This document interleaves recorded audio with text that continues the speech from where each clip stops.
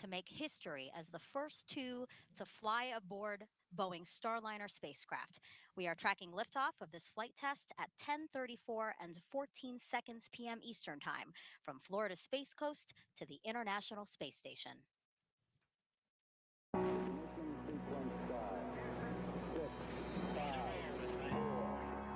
feel the liftoff. The clock has started. Roger, zero G, I feel fine. Godspeed, John Glenn. Listen, Tranquility Base here.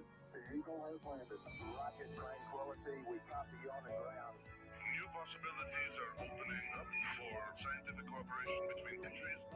2, 1, 0, 0, liftoff. America's return to space as Discovery clears the tower. Discovery, go and throttle up. Discovery Rocket, go for deploy. Space Care and everybody in the shuttle program, the crew is go for launch. Roger, nice to be in orbit.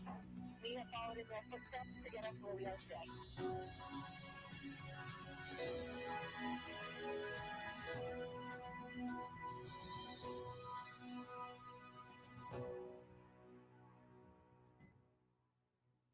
Good evening, and welcome to NASA's Kennedy Space Center in Florida for NASA's Boeing Crew Flight Test, or CFT. I'm NASA's Megan Cruz.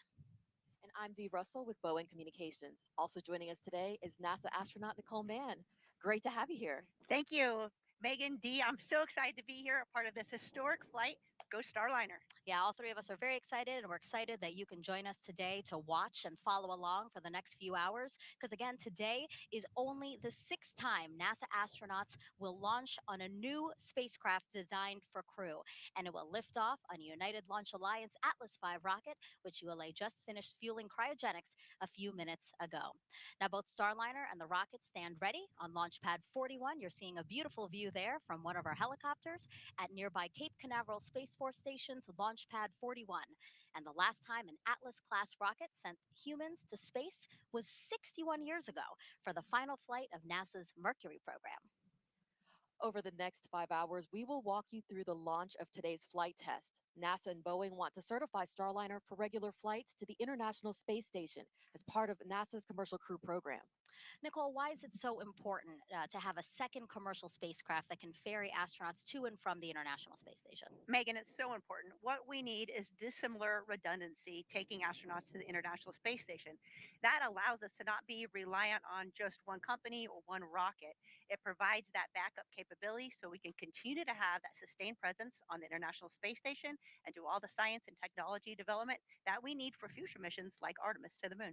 Yeah, it's such a great platform, and it's great that we get to utilize it in such a way by supporting the Commercial Crew program and what it's trying to do for the space station. Yeah, the partnership between government and commercial industry is the way of the future. Yeah.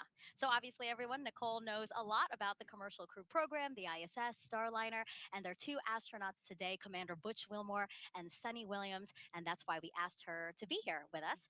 And for those who might not know, so Nicole was first assigned to this Boeing Crew flight test in August of 2018. Not only was she trained to fly it, but she was an integral part of its development, along with Butch and Sunni. However, she was later reassigned to NASA's Crew 5 mission, which launched in 2022. She became the first female commander of a NASA Commercial Crew program launch and the first Native American in space. And while on board the space station, she and the crew conducted hundreds of experiments and technology demonstrations. She also performed 2 spacewalks, totaling 14 hours. After 157 days in orbit, she and her crew splashed down safely off the coast of Tampa, Florida. And today, now, you are here to watch your friends make history, Nicole. It is really a special day. And, Yeah. it's very important to me because it's a great example of how our teams work together. Boeing, NASA, all working together to create an amazing spacecraft that has this capability to launch. And it's really that team concept. Astronauts may move on and fly other missions and come back, but we're all one big team. Yeah, absolutely. Now, there's a lot to learn about this crew flight test. That's why we have an entire team here to show you and walk you through the before, after of this entire mission. So just a few miles away at the United Launch Alliance's Advanced Spaceflight Operations Center are ULA's Dylan Rice and Boeing's Lauren Brennecke. both will monitor Starliner and the rocket for us. Down the road from them at Hangar AE is NASA's Daryl Nail, who is monitoring the weather and NASA's oversight of launch operations. And back here at Kennedy, we have NASA's Antonio Jaramillo to speak with key players in this mission. Plus, we have a team in mission control at Johnson Space Center in Houston. NASA's Brandy Dean, Boeing's Jim May, and NASA's Rob Navius will monitor flight controllers as they guide Starliner on its way to the International Space Station. But for now, let's head back into the suit up room. We got a live view at the top of the broadcast, but let's go back in there now because that is where all the action is happening.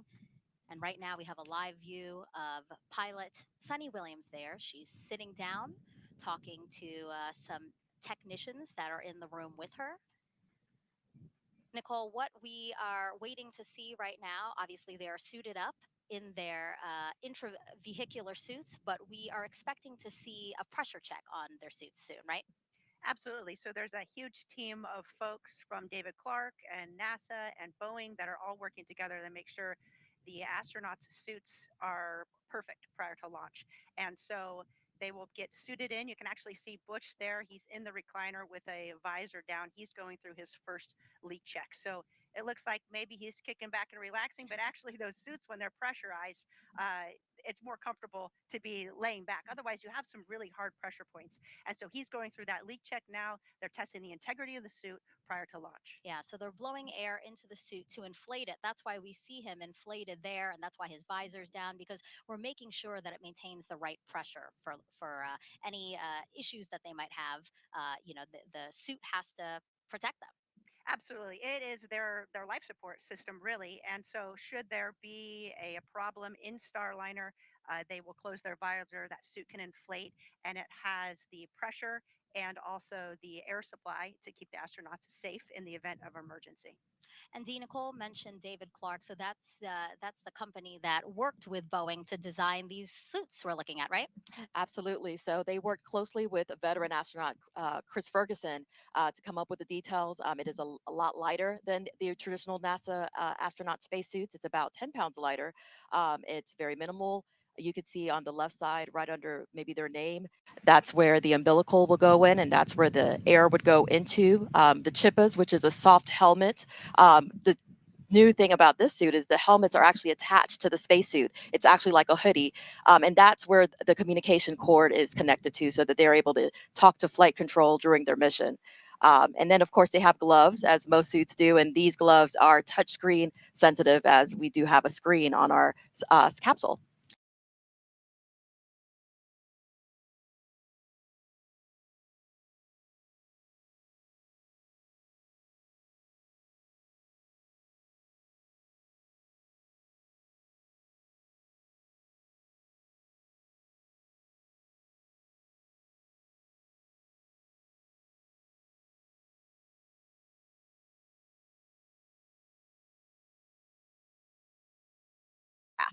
He completed 4 operational deployments supporting missions like Operation Desert Storm.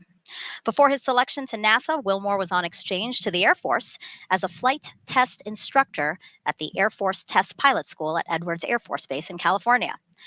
Speaking of space, Butch is a veteran of 2 space flights as pilot on Space Shuttle Atlantis in 2009. And then in 2014, he served as flight engineer for Expedition 41 to the International Space Station. So far, Wilmore has spent 178 days in space and performed 4 spacewalks. This flight test will be his 3rd mission to the ISS. A great background of experience.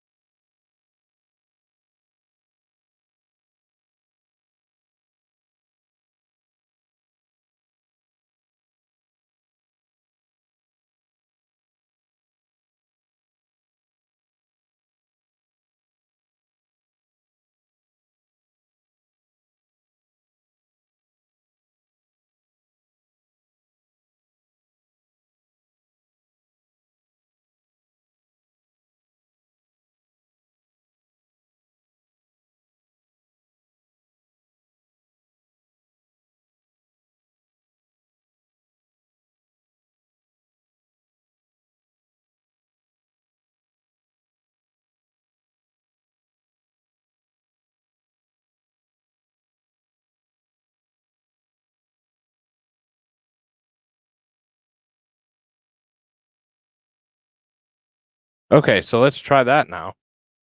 Now do I have sound? Jesus. It's like I've never done this before. That should be better. Hopefully. And hopefully I'm good from here on out and we don't have any more. So I'm gonna go through the whole spiel. If somebody could give me a good you can finally hear me, that would be awesome. Looks like you can. Like I said, it seems like I've never done this before. So we'll do our best. So what I just said, and it won't be as good because it's never good the second time around. We are watching currently the Boeing I forget what they named the mission, but I think it's CHT. I'll look it up. But we're watching the Boeing Starliner mission. So Boeing was originally the first commercial crew program awarded a contract for commercial crew to take astronauts to the International Space Station. That was back in the year of 2014. So it's been some time. They've had some issues with the Starliner craft. They've had some definite setbacks and some things that they've had to kind of work through and fix. We're hoping for a safe flight tonight, and this crew will be going to the International Space Station.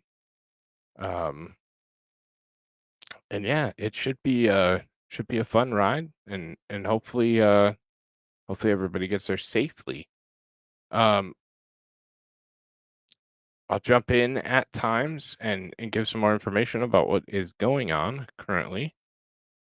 And yeah, I guess we'll just kind of take it from there. There is trying to think if there's anything else interesting right off the bat. These astronauts are up there in age. They are they're pretty old. let's just say it like it is.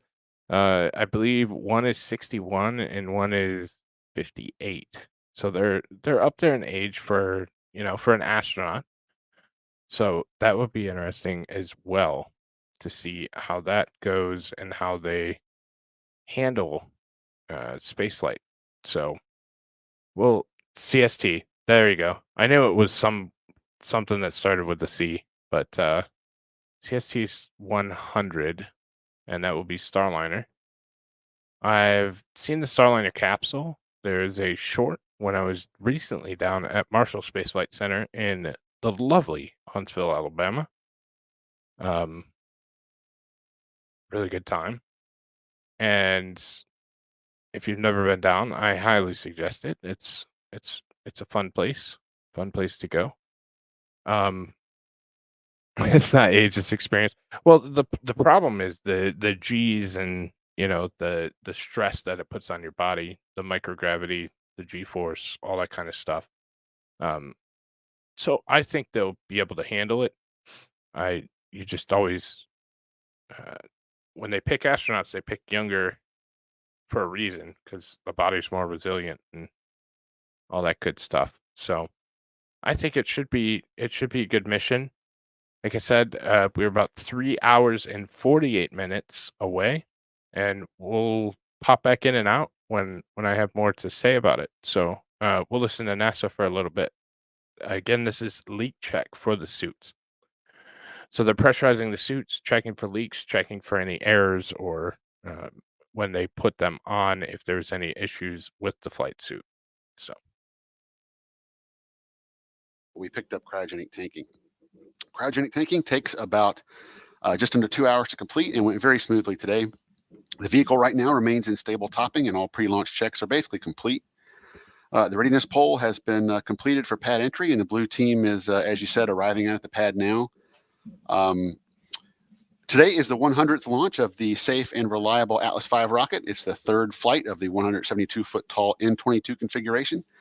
This rocket is equipped with a dual-engine Centaur upper stage, which is a configuration that's uniquely capable to deliver the performance needed for that specially shaped trajectory that maximizes crew safety for Starliner. Rocket processing activities are sequenced to the T clock. So right now we are at T-minus 4 minutes and holding. T clock stands for terminal count clock. So what that indicates is that right now we're not performing any significant processing of the rocket. The L clock, which is what you see on the screen, or launch clock, is counting down from L minus 3 minutes, 3 hours, 47 minutes down to T0 for our instantaneous launch opportunity at 10:34 and 14 seconds this evening. One thing I really love is that it's the Atlas's 100th launch, and it is the first crewed launch for CST 100. So that is our lucky number of the day. If you don't know, CST stands for Crew Space Transportation, and the 100 represents the 100 kilometers up. That is the space line, the difference between Earth and space. So, of course, you'll hear us refer to it as CST 100 some, but we do call it Starliner now. That is the fleet name.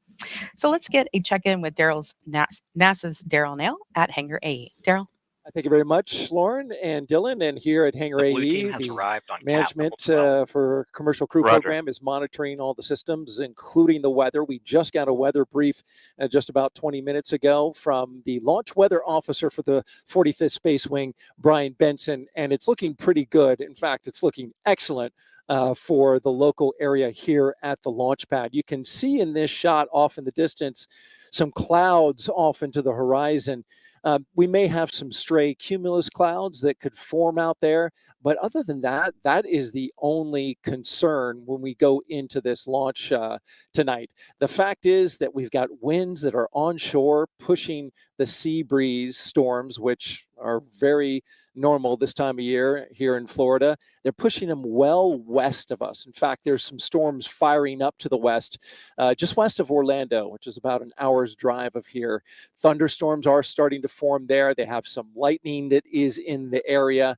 But all of that is not a concern, according to the launch weather officer. Now, there's two areas that we're looking at, and the first is the launch pad. You can see from the shot right here, the seas look great, the sky looks good, and overhead we're looking really fantastic. So let's put up the weather graphic and just give you the breakdown for the launch weather officer here in the area. That's, you really can't get much better than that. 95% go. You know, they wouldn't want to put 100% because I have you loud and clear on one. Roger that. Blue team has arrived at CAT level 12, performing white room cockpit paper and O2 checks. Roger. Okay, so there you heard the blue team is up at the 12th level. 3 hours, 45 minutes. And so we are 95% go, with the only concern, as I mentioned, cumulus cloud rule, temperature 72 degrees. As far as the little bit of elevated risk for the ascent abort corridor, this is the area up the northeastern seaboard of the United States. There is a cold front that is leaving the area. It has created some cool water in that area, and the search and rescue teams are monitoring that. It's below 40 degrees Fahrenheit, but that's not something that's going to be able to stop the search and rescue teams for Det 3 from going in that water if, for some reason, the crew capsule boards into those waters up the near the Canadian maritime provinces. Go ahead, Slick. The CST 100 commanding transferred from BMCC to MCC CST. Roger. All right, with Butch Wilmore in his seat, getting ready to do his suit leak check, we'll toss it back to Megan at the host desk. Yeah, so right now we have Butch sitting there. His suit leak check is actually complete, as well as Sunny. So this is kind of some downtime that they have here, right, Nicole? Yeah, it sure is. There's a little bit of what we call it slop put into the schedule so that if they needed to redo a leak check or something like that, they could. But they're running through kind of in their minds all the last things that checking the configuration of their suit and all their pockets. And I'm sure they're saving time for maybe a card game. Okay. And I do want to point out some pre-launch traditions, because we here at NASA love to honor history and traditions here. So we want to show you one of those pre-launch traditions. This one is the addition of Butch and Sunny's mission patch to a wall inside of astronaut crew quarters. You can see Butch finding the perfect spot for where he wants it, right on top and in the middle. Right on top and in the middle. That's great. I love that you're laughing, because this is very Butch-like, as I gather. Rightfully so, though. It's the first flight, so that's great. You can see all the other patches from the SpaceX launches down on the left and right sides there. Right, so your patch is there. Yes, on the right side, I think it's the third one down, Crew 5. Perfect. So now we see Sunny signing around the patch, and now Butch. This happened on April 26th, just a day after the crew arrived at Kennedy for launch. And just, again, a great opportunity to honor the history of these launches and also to continue with tradition. Absolutely. And you see there's plenty of room there for the follow-on mission patches. That's right. That's right. Lots more launches to go with NASA's Commercial Crew program. And speaking of their mission patch, Butch and Sunny designed it together, and every detail has meaning. So the 7 stars in the background represent each astronaut who traveled to space as part of the Mercury program. The astronaut symbol at the bottom between Butch and Sunny's names represent all who will follow in their footsteps after this flight. The orange border is a nod to this being a test flight. Earth's blue marbling represents Sunny's love of the ocean. And of course, you have Starliner and the Atlas V rocket there in the middle, with the ISS above it signifying Starliner's first destination in space.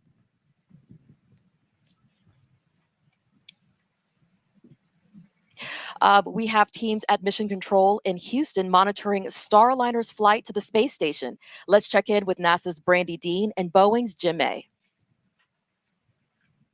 Thanks, Dee, and welcome to Mission Control in Houston. And I'm NASA's Brandy Dean. And I'm Jim May with Boeing. We're incredibly excited to be here today with the flight control team that will be seeing Starliner safely through its first ascent with crew members on board. The team's been training really hard for this, working through literally hundreds of simulations, and they're ready to get Starliner into space.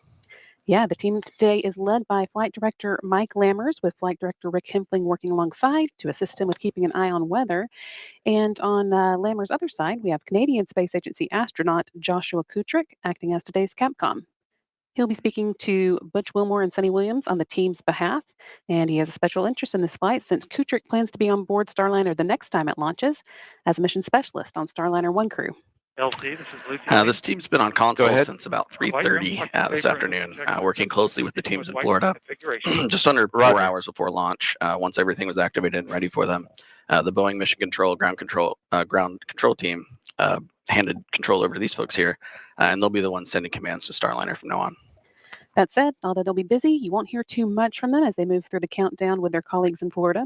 Some of the key calls they'll make include switching Starliner from ground power to battery power, and then with the crew's help, activating the launch abort system. 3 hours, 40 of course, minutes. Mike Lammers will be speaking on behalf of his team when he gives his go or no-go to the launch conductor during the final poll 7 minutes before launch. At liftoff, they'll work hand in hand with the ULA team, who will be controlling the Atlas rocket lifting Starliner into orbit.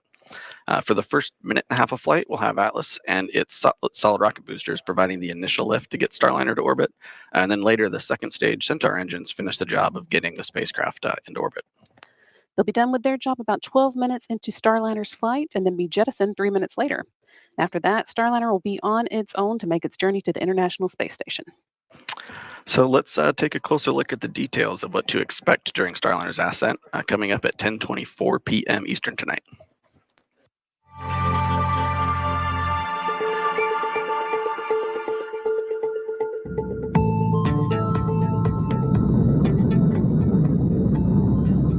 Ascent begins at T-0, liftoff, the end of the countdown and the beginning of the mission.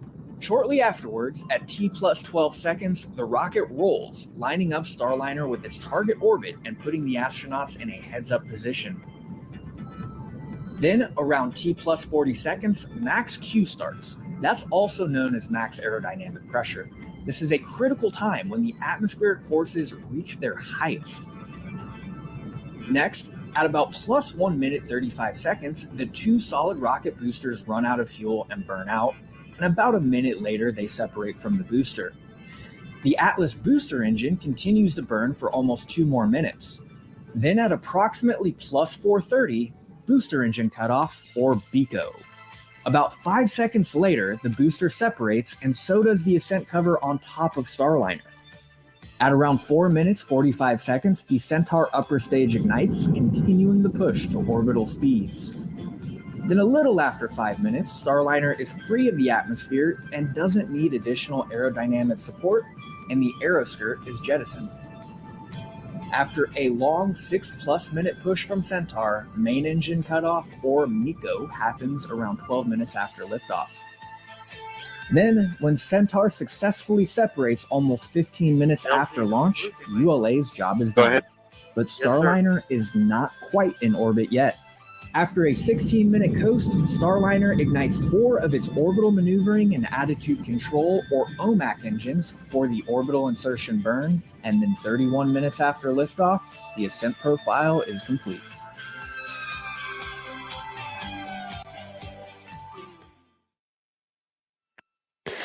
That was a look at the first 30 minutes of Starliner's mission, but of course that's just the beginning. If we launch on time tonight, Starliner is set to dock to the International Space Station at 12:46 a.m. Eastern on Wednesday.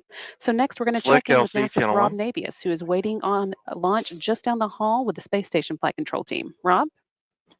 Well, good evening from the International Space Station Flight Control Room with here at the CST Johnson 100 Space hatch Center in operation. Houston, where the Orbit 3 team of flight controllers is on duty at this hour, keeping tabs on the countdown, the progress of Starliner's preparedness for launch, and the countdown for the crew members on board the station to be awakened at about 2 a.m. Eastern Time Tuesday morning.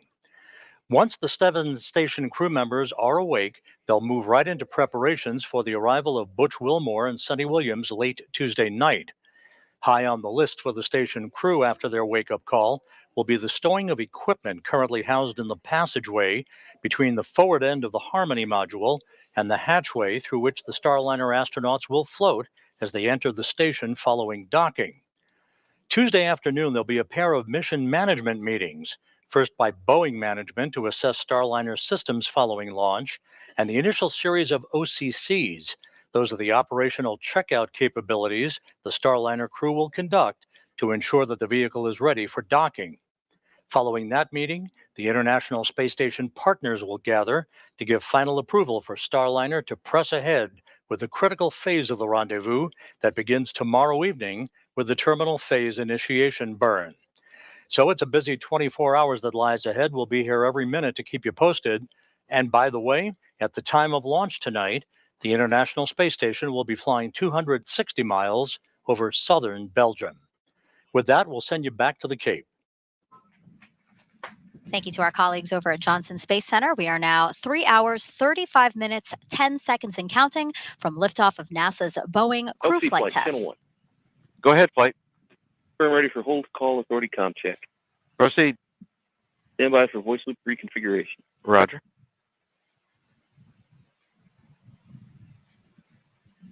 Nicole, really quickly before they start, what is this poll? So Or not poll, I'm sorry, check. Yes, they're doing all the 35 minutes. These are all the comm checks to make sure that the control rooms for the spacecraft, for Houston, as well as the rocket, are all in sync and have good communication.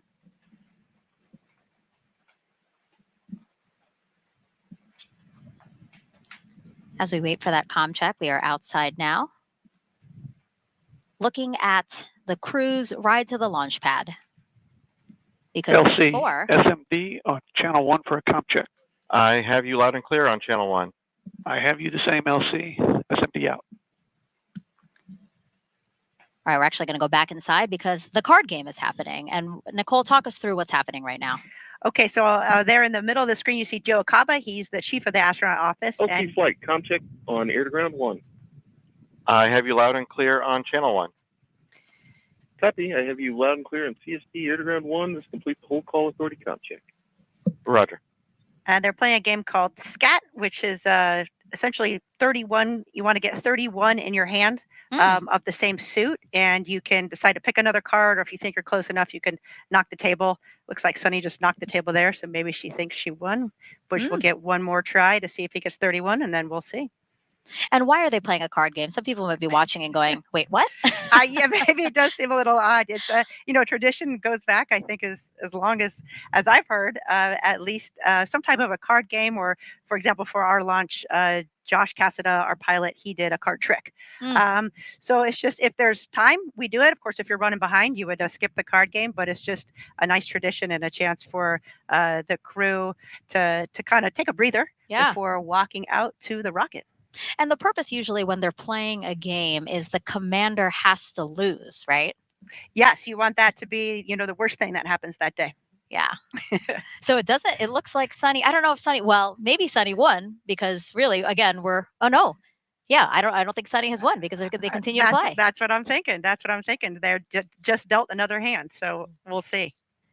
Again, another pre-launch tradition that dates back quite a bit. And we wanted to bring you back into the suit up room to show you this because it is a moment of levity for the crew before everything really starts to ramp up before launch. And it's really great. These traditions, you know, sometimes you lose where they actually start, but sometimes they've been carried on for decades and decades. And there's a lot of little traditions and big traditions, but it's all a big part of NASA and our launches to space. While we watch them continue to play, I do want to mention one thing because obviously we see their helmets hanging off the back of their suits. There was a dream that Butch kept on saying that he was having, more of a nightmare, I guess, where he was saying, "Oh, I think he won." Well, looks like it. He won. Yes, Oh, thumbs yay. up. That means go. Okay. That means go. We have some cheers from around the room. Sunny's happy to lose or happy to win. I don't know who won. I'm not sure. Maybe they changed the rules. They look happy either way. That's the most important part, right? out. Like everybody's smiling there. Back to that story. So Butch was having this recurring nightmare where it was launch day and he couldn't find his helmet. So I'm sure he loves the fact that this helmet is attached to his suit. Yep, that is good. I think you still need your chippa though, so the earpieces they still need, but that'll be in their helmet bag. Yeah. Thank you, LC. Minor comm issue with blue team, but it is resolved now. Roger. And so you just heard that call out. Basically, the blue team, just to set everybody's understanding of some of the loops that they'll be, or some of the announcements that they'll be hearing. If you guys heard that, comm issue supposedly sorted out. So we'll watch the concerns with issues. That's the thing I'm most interested in at this point. Obviously, safe flight, all that good stuff. But Boeing has had some issues, and it will be interesting to see what the callouts are like that one, where they have a comm issue this late in the game. I mean, we're coming up on launch. It's not a good time to have a basic issue like comms.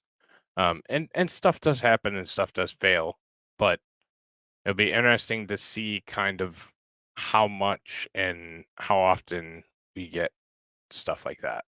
So something I have an eye on. The Butch and Sunny's ride to the launch pad. You're looking at it right now. It's parked right outside of the Neil Armstrong Operations and Checkout Building. Crew quarters is right inside of the ONC. NASA chose the company Airstream back in the 60s to create a crew quarantine vehicle for when astronauts returned from the moon.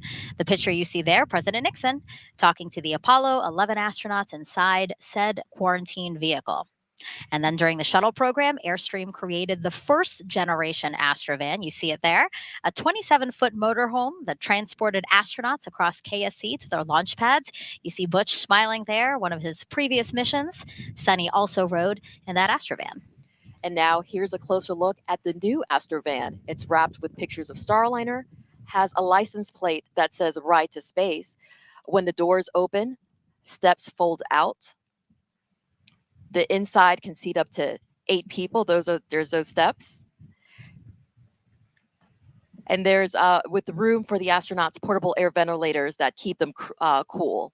The Astrovan also includes TV and a sound system, so crew can watch or listen to whatever they want on their way to the pad.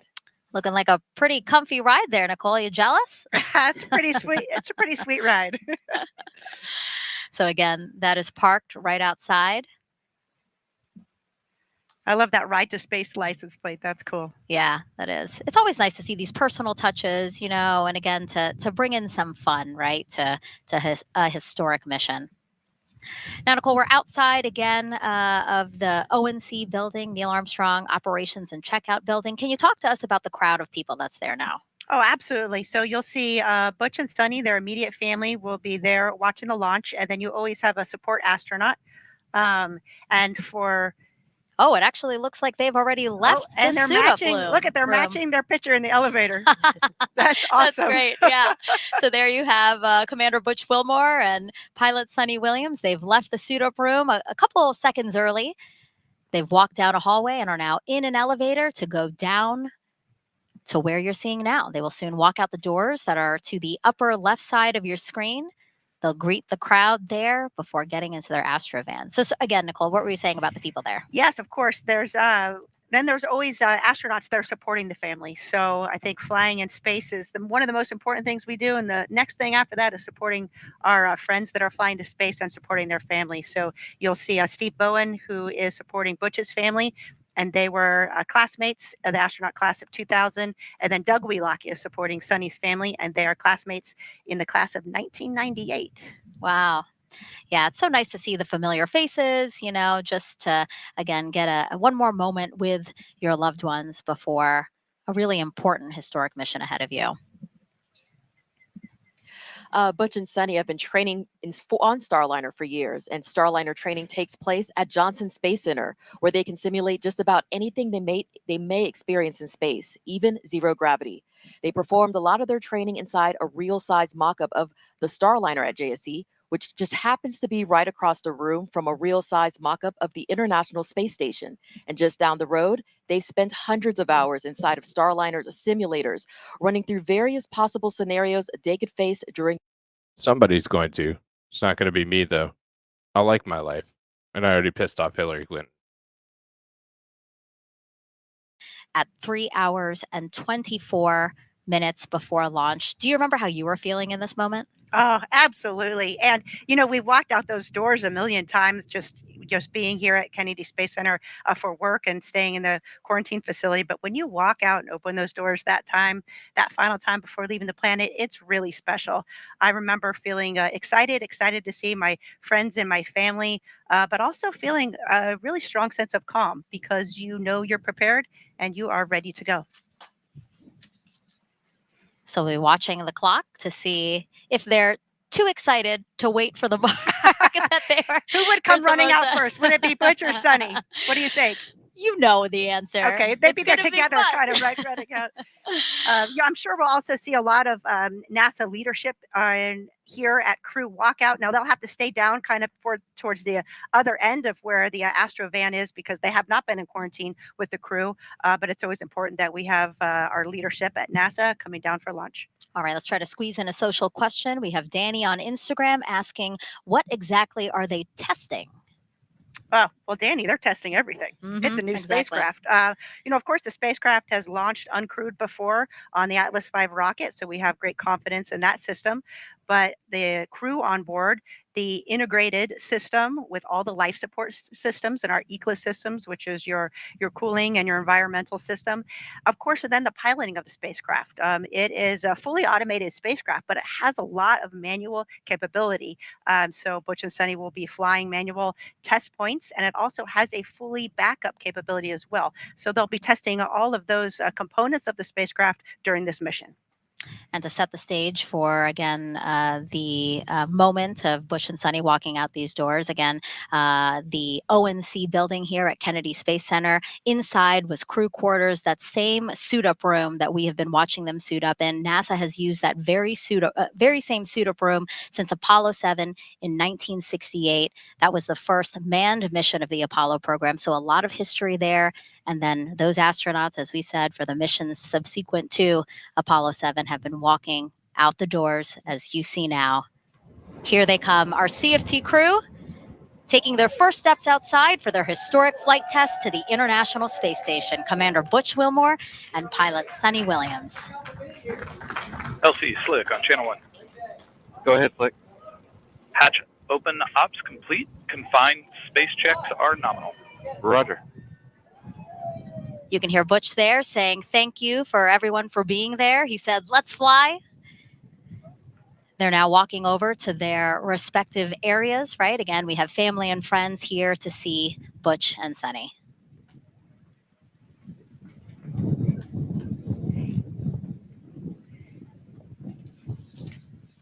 Everybody looks really happy, smiling, excited. They'll have a couple of minutes here to chat with their family and friends, Nicole, before we expect them to get into the Astrovan and drive off at 3 hours and 20 minutes from launch. So about 3 minutes from now. And you can see looks like they gave the roses to their family.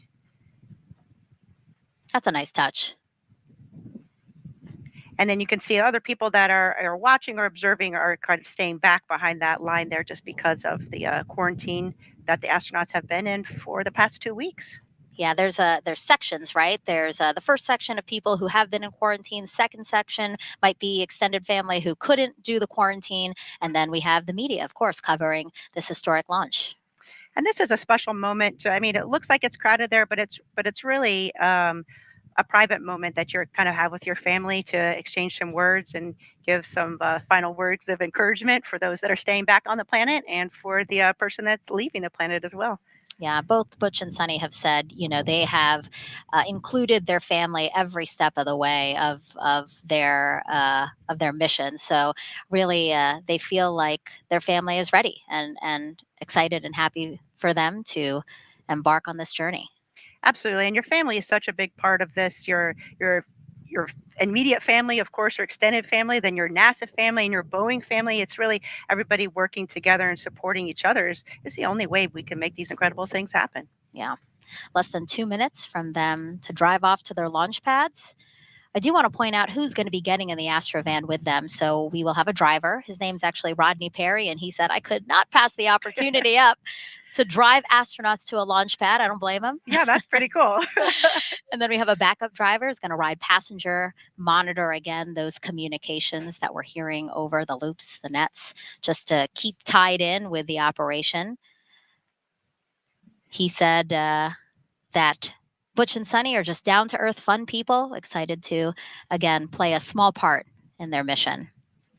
And then also Fink, NASA astronaut, is going to ride with them. Can you talk to us about that, Nicole? Yeah. So again, in that astronaut support role, Mike will be with them all the way up until they get on the elevator to go up into the launch pad, and he's there to just answer any questions they have, help them out in any way. It's nice having kind of just a person, a colleague that's there should you need anything. And then, of course, Spanky's taking notes on everything because, as mentioned before, we're always learning and improving our processes. And so he will take any lessons learned back for his launch. And we're watching now as Butch and Sunny give air kisses, air hugs. You can see they have a visor, a film kind of protective layer there on top of their visor that's velcroed to the back there, and that's just so the visor doesn't get scratched as they're moving around to the launch pad, and then they'll remove that protective visor when they get into the spacecraft. That makes sense. Thumbs up to everybody. They're like, let's get out of here, guys. A hug there for 3 hours and 20 minutes. One of you guys' colleagues, right, Dee? That's right. That's Megan Donaldson. She works very closely with the astronauts. She's our astronaut liaison and ensures that they have proper interaction with our teams to encourage safety and to remind everyone that this is a crewed flight and this is who we do it for. Now she's closing the door. The stairs are going up. We see the backup driver getting into the passenger seat.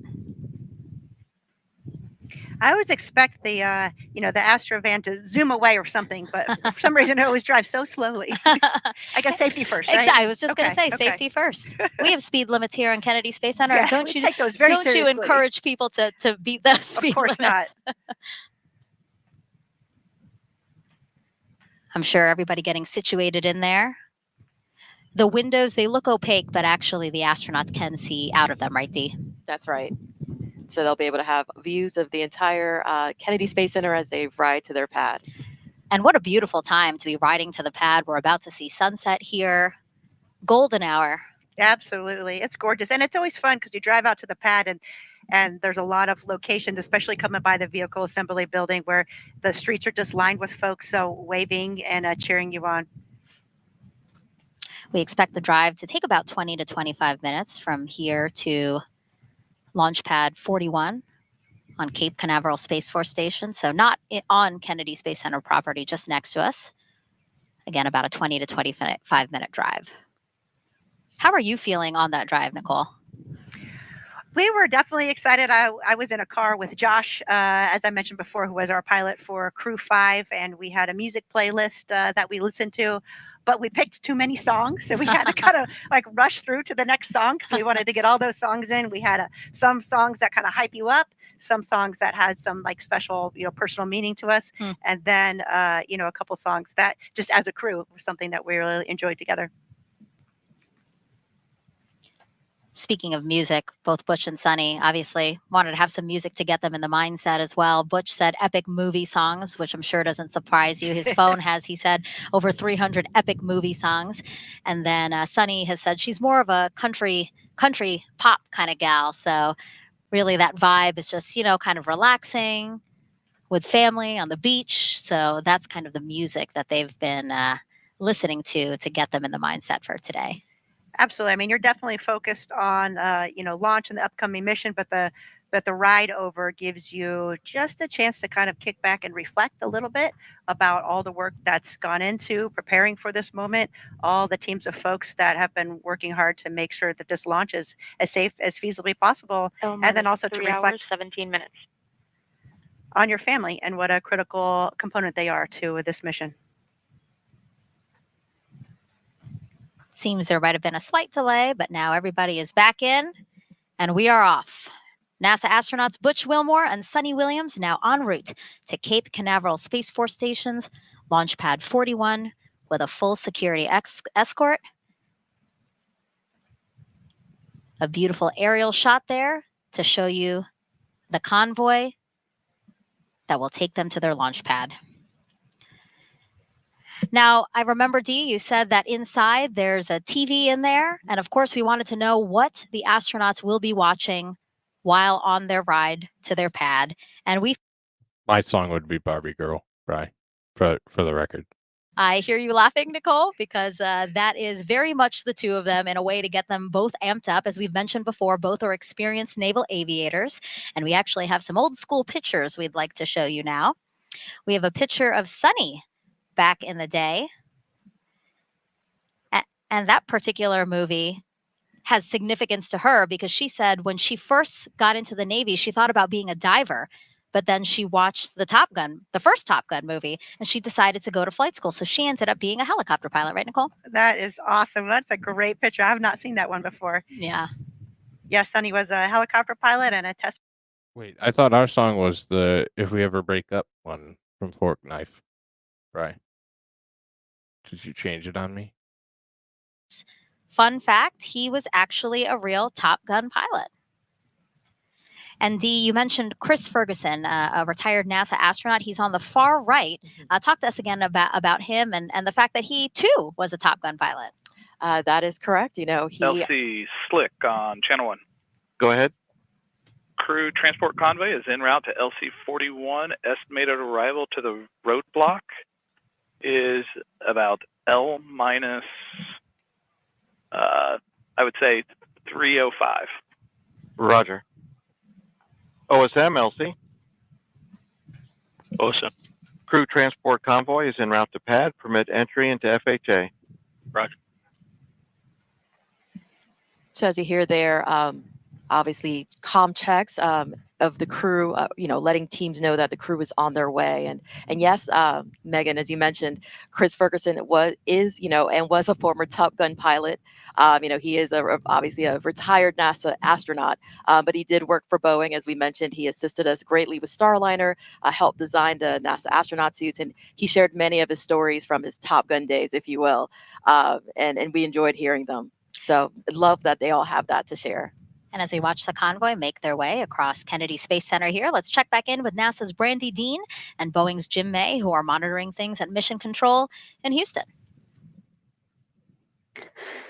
Thanks, Megan. It's great seeing Butch and Sunny on their way to the launch pad. We gave them a good send-off here when they left Houston on April 25th as well. The teams at Johnson Space Center lined the road to Ellington Airfield, holding up good luck signs and even tossing a little confetti as they drove in to board their T-38s for Florida.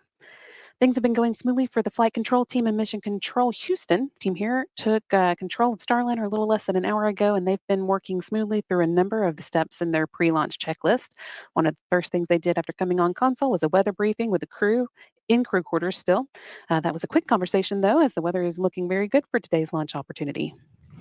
The team here in Houston is continuing to work through their pre-launch checklist, although right now they're working in more of a monitor mode, keeping the spacecraft stable while Butch and Sunny head to the pad. Then the teams at Kennedy Space Center prepare to Starliner for their arrival. So once the crew gets strapped into their seats and the hatch is closed, things here will pick back up a little bit as we perform cabin leak checks, monitor Starliner's life support systems, hosting the crew for the first time to space. Yeah, then in the last 20 minutes before launch, there are a few important actions they'll work through, switching Starliner to internal power and working with the crew to activate the launch abort system. This carefully choreographed pre-launch process has been practiced many times as a fully integrated team, and most recently, just last week, with all of us sitting here in the same seats as our final set of training to prepare for Butch and Sunni's mission today. And of course, all of this is aiming to get the crewed Starliner to the International Space Station for its crewed flight test. So let's check in again with the destination, the International Space Station. Rob Navius is with the Space Station Flight Control Team, standing by to give us an update. Rob? Thanks, Brandy. Well, Mission Control is buzzing tonight with the White Flight Control Room down the hall, poised to take over Starliner mission operations at liftoff of the Atlas V rocket. And in this room, the International Space Station Flight Control Room, we're ready to collaborate with our colleagues once Starliner moves into what are called integrated operations around 9:45 p.m. Central Time tomorrow night, about 3 hours prior to Starliner's scheduled docking.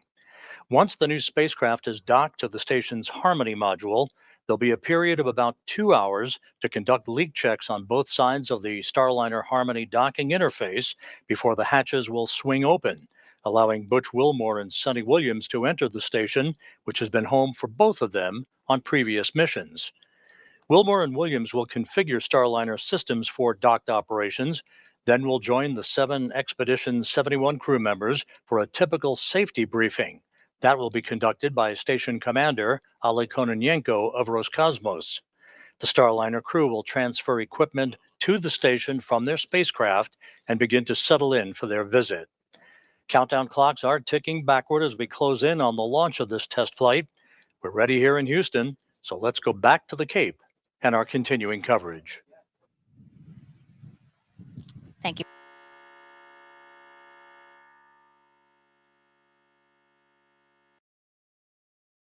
All right, that seems to be NASA's video. Oh, we are back.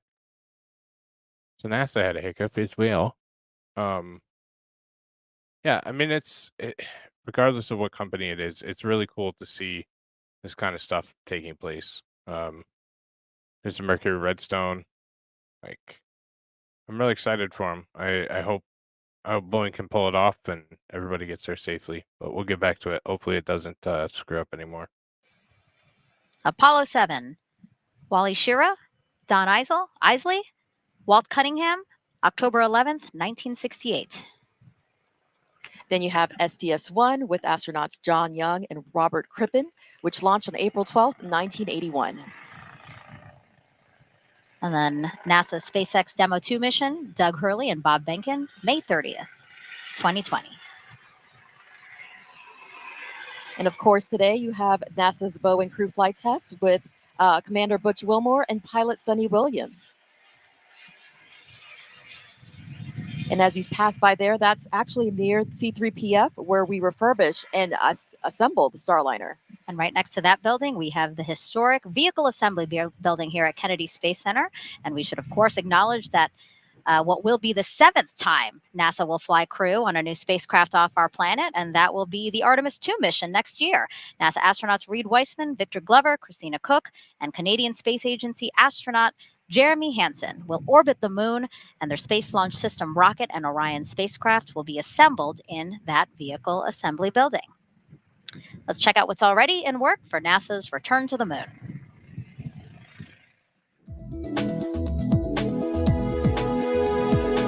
Engineers inside the Neil A. Armstrong Operations and Checkout Building at Kennedy Space Center lowered the Orion spacecraft into a vacuum altitude chamber with the help of a 30-ton crane. The chamber simulates deep space to test for any electromagnetic energy that could damage Orion as it travels away from Earth. Meanwhile, the Artemis II crew completed an underway recovery test at sea. This exercise mimics Orion landing and recovery procedures when the crew splashes down in the Pacific Ocean off the coast of California. Navy divers and boats approached a mock-up Orion capsule and helped the astronauts into helicopters, which then flew them to a nearby naval ship just like they'll do during the mission. Back at Kennedy and high above Launch Pad 39B, this 360-degree video takes you for a ride inside one of the Artemis emergency egress baskets. In the event of an emergency at the launch pad, astronauts and workers use this quick exit to get to safety. That's a look at your Artemis Moon Minute. We are now 3 hours and 7 minutes away from launch. So let's check back in with Daryl Nail over at Hangar AE. Well, thank you very much, Dee. And as we follow the convoy to the pad here, you can see the shadows on the vehicles are getting long. That's because sunset is just about 30 minutes away, 8 p.m. Eastern time. Sunset, and the conditions for weather are simply fantastic. It's 79 degrees outside, humidity about 70%, but we are very dry, very comfortable, and any storms that have been caused by sea breeze, convection over the center of the state are being kept away by some nice 12 to 14 knot winds, according to the launch weather officer, just keeping those storms at bay off in central Florida. So as the team goes out there, the crew's getting a beautiful sunset, a beautiful Florida sunset as they go out to their launch pad today. Also want to mention that the NASA operations manager has set the triage points based on the conditions that the weather has for today, specifically the winds, those 12 to 18 knot winds forecasted at T0. That dictates where they can put the triage should there be an emergency at the pad and they needed to get crews out of there. They want to make sure that both the emergency personnel and the astronauts are safe in case of any emergencies that happen. Now, you saw the helicopter flying right by, and this is a shot as they continue to drive out towards Space Launch Complex 41 here. And with that, we're going to send it back to Megan. All right, and as Butch and Sunny are almost at the launch pad, let's check back in with Lauren and Dylan as they monitor the countdown. Hey, Megan, as the crew has been making their way across Kennedy Space Center and over to the Cape Canaveral Air Force Station side, Space Force Station, I should say, the pad team's been inside working to prepare the inside of Starliner for the crew to arrive. We've been talking a little bit about the pad team. We've told you we also referred to them as the blue team. So if you hear us say blue team, that's who we're talking about. It's made up of 5 people from Boeing and 3 people from ULA. As the pad team is working up in the top of the crew access tower, one of the pad team members is also going to be making their way down to escort the crew up once they get there to the pad. You can see there on the left of your screen, that is what we call the white room. So we have 2 pad team members working away in the white room. And then on the back of that shot is, of course, the hatch that goes into Starliner. So that's where we will see Butch and Sunny making their way into here shortly.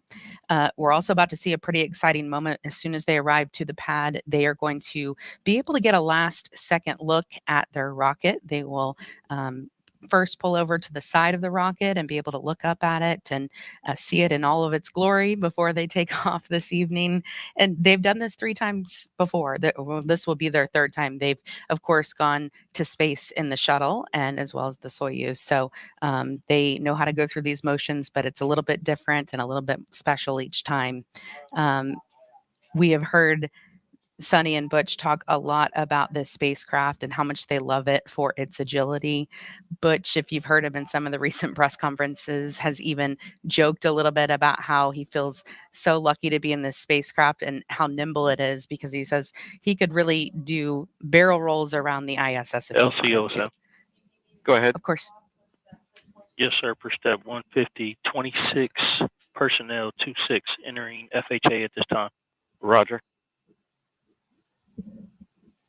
Of course, he would not be doing barrel rolls around the ISS, but he just likes to use that as an example of just how nimble this spacecraft is. Sunny also tells us that it is a test pilot's dream to be on this flight. She says she feels like she won the golden ticket. So it's pretty special for our teams to hear things like that. They have both been thoroughly involved with the development of Starliner, making changes along the way.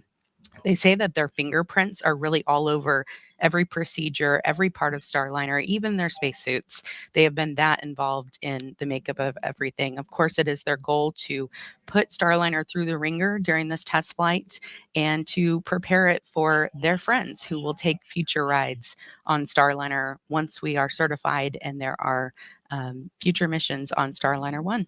So Dylan, the crews feel very confident with a ride to space on the Atlas, which has a 100% mission rate. They like to talk about that.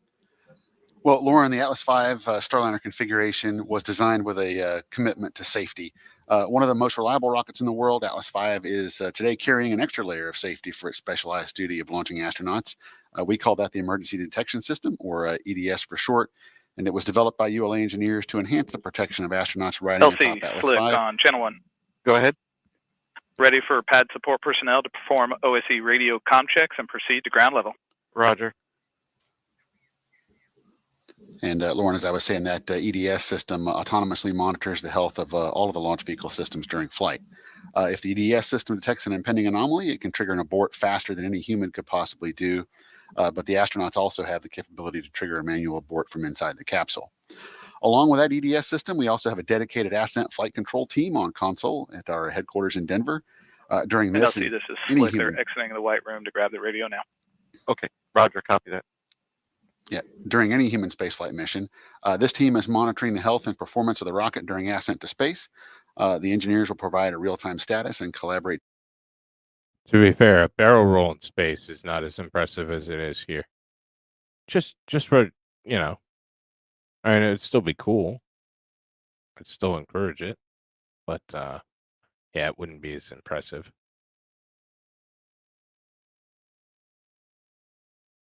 As you mentioned, there are 3 ULA team members on the blue team, and they're there to manage all aspects of the crew access tower systems. They perform the initial safety checks of the tower and the white room prior to the Boeing team's arrival at the pad. Once the crew is loaded, convoy has arrived at the pad gate. Roger. I'll see you soon. Go ahead. Crew transport vehicle has entered the pad. Roger. Crew is clear to proceed to level 12. Roger. Okay, we're hearing now that the crew has pulled into the pad fence line, as you can see, and they've been given clearance to go all the way up to level 12 on the CAT.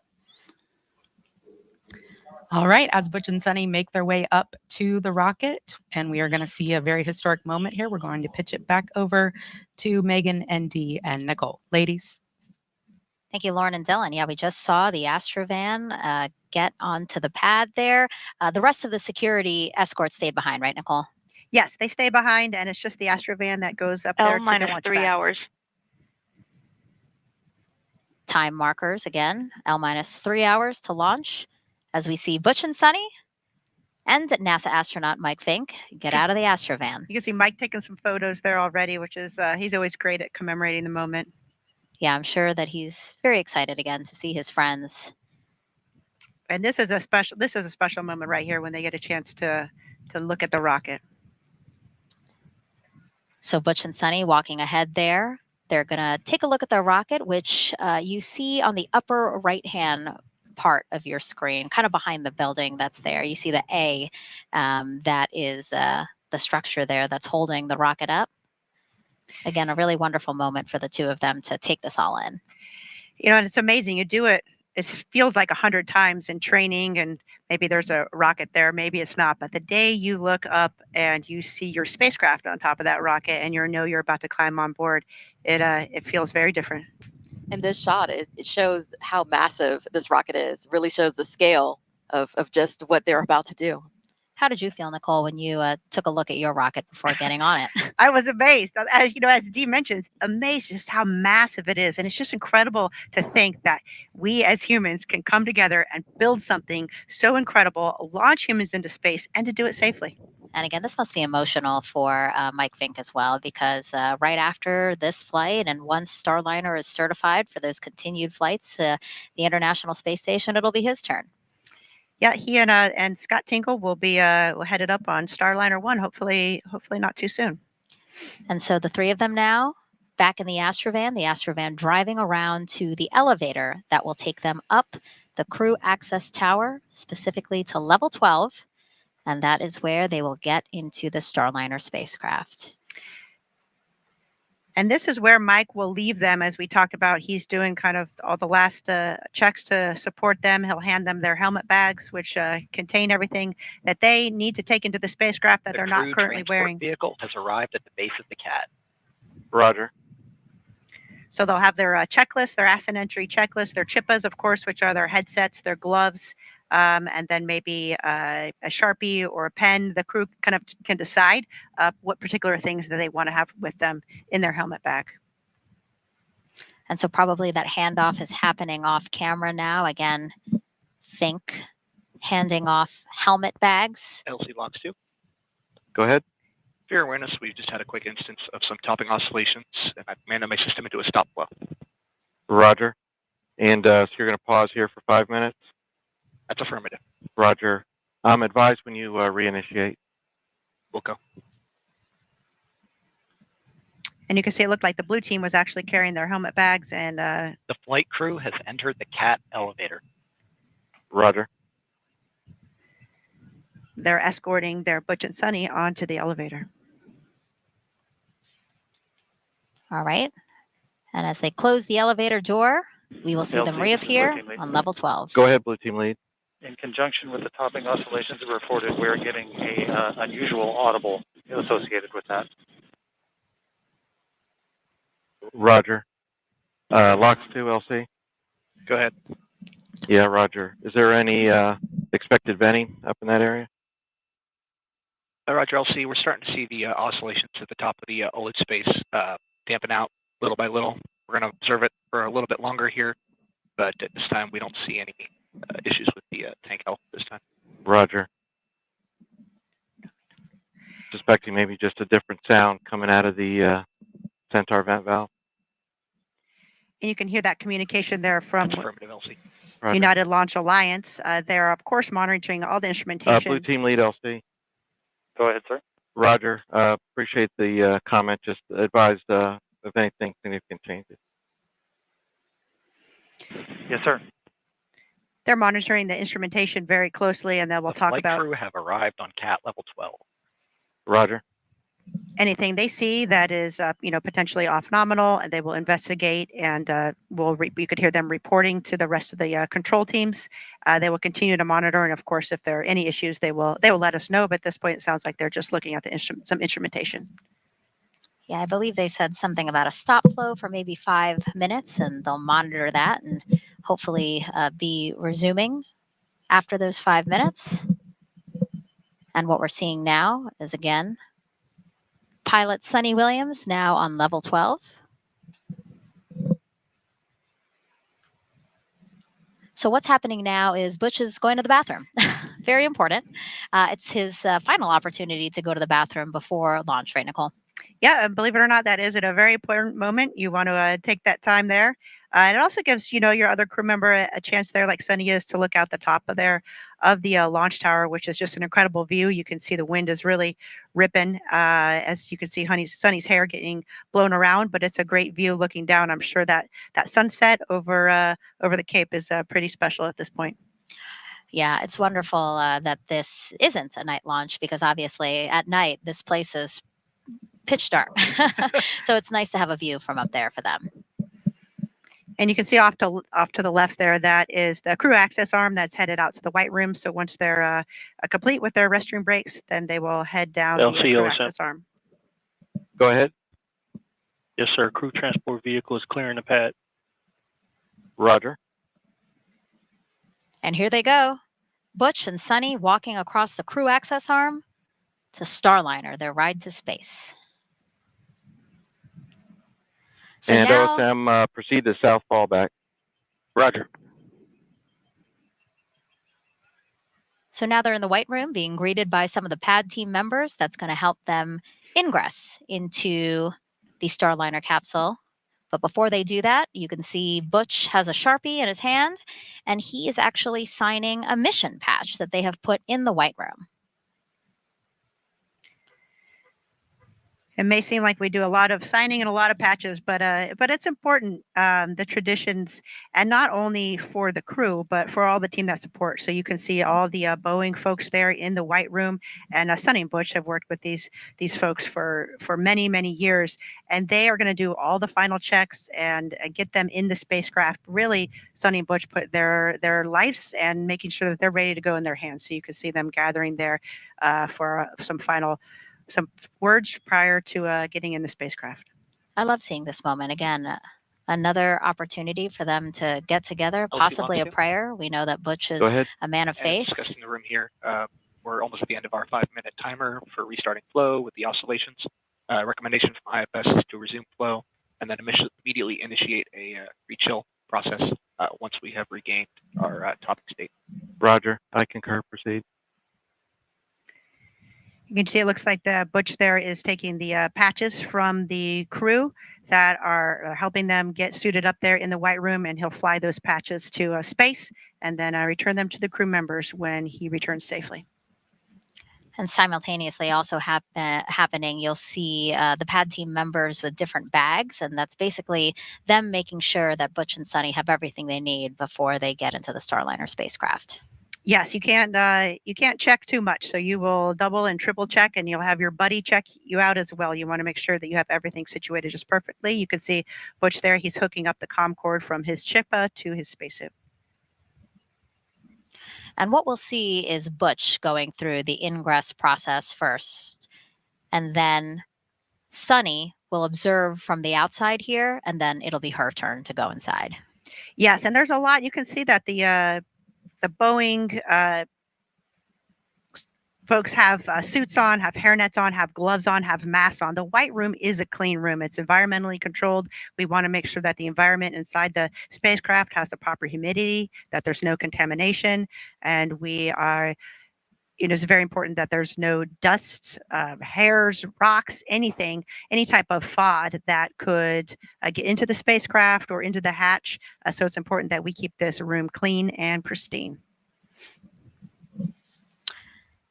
Right. So after they help him get his gear situated here, as you said, some FOD checks, foreign object debris, things that shouldn't be on them, go into space with them.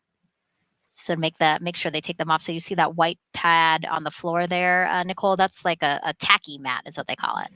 Yeah, the little sticky mat. And so if there's any debris on your shoes or your boots as you go in, that will get removed and stay on the sticky mat.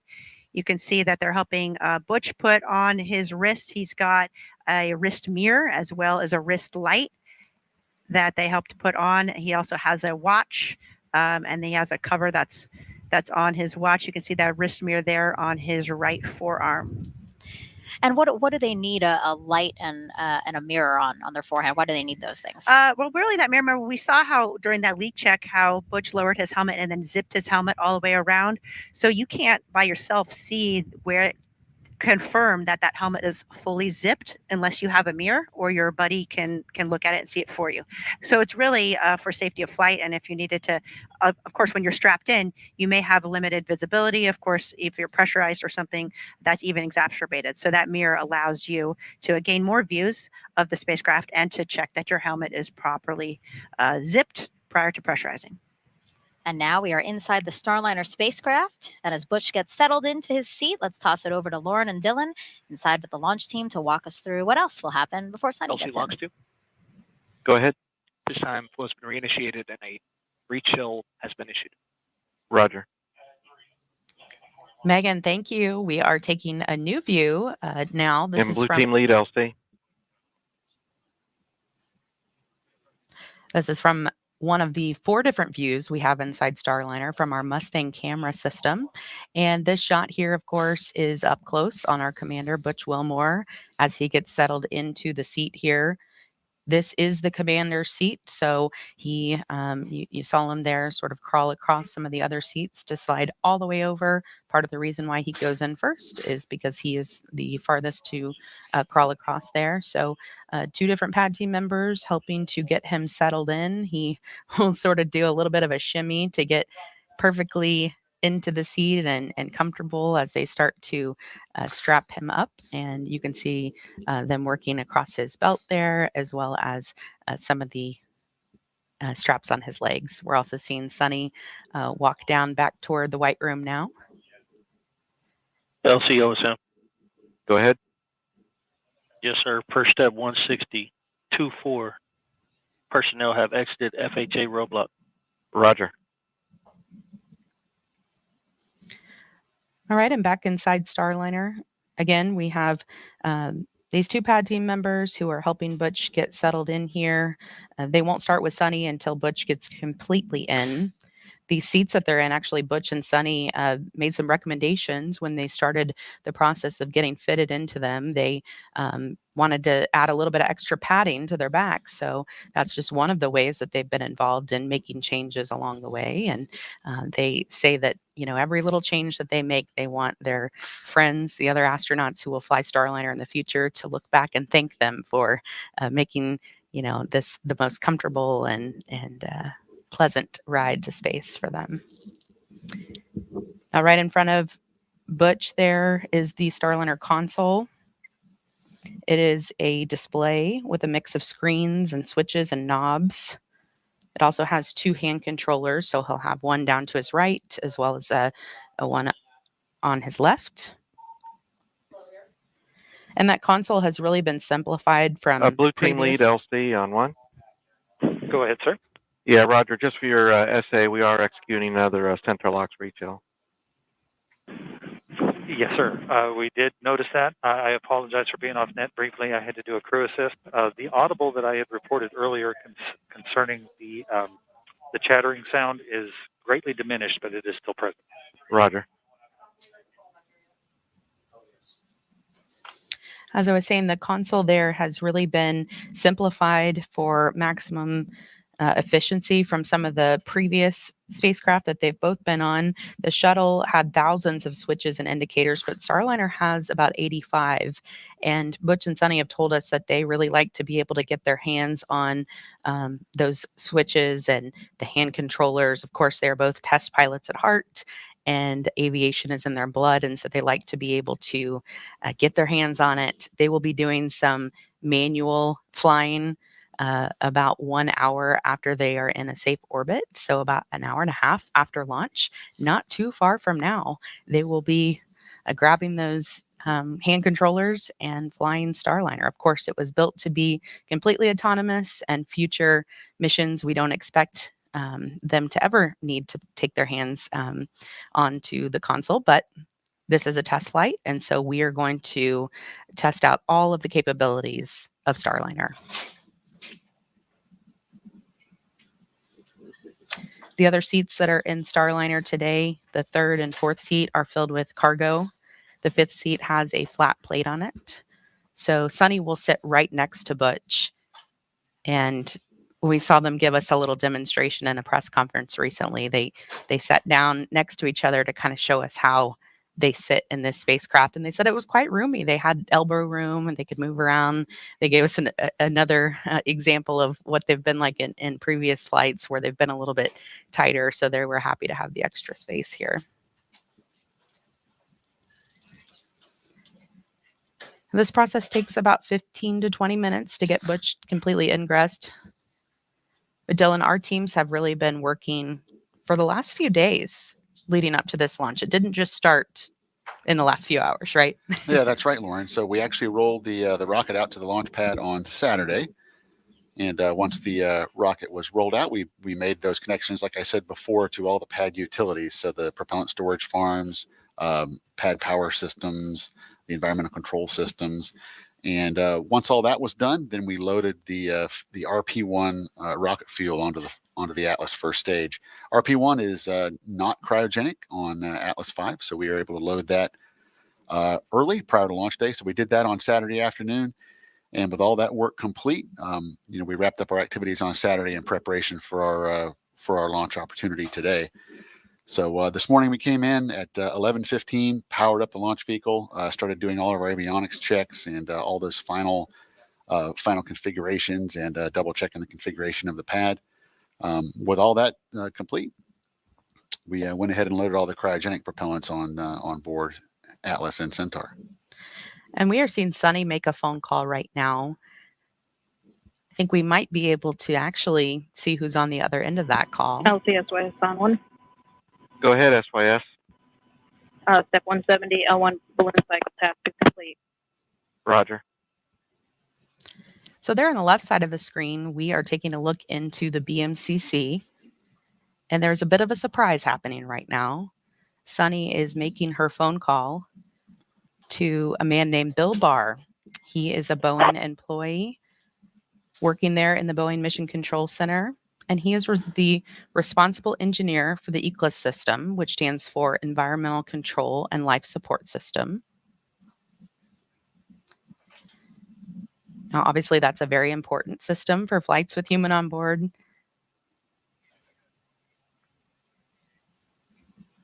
Just trying to see if we could see any of the reaction in the room, but I'm sure this is quite the honor and surprise for Bill. Bill is a lifetime career Boeing employee. He started with one of Boeing's heritage companies, McDonnell Douglas, in the Skylab program.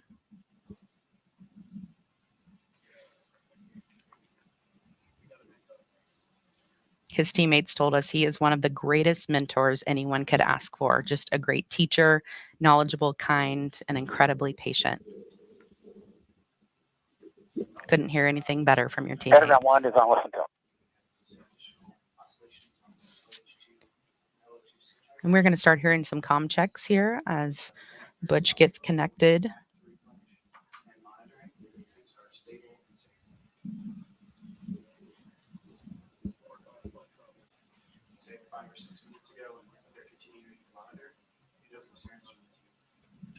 And LOX 2, LC.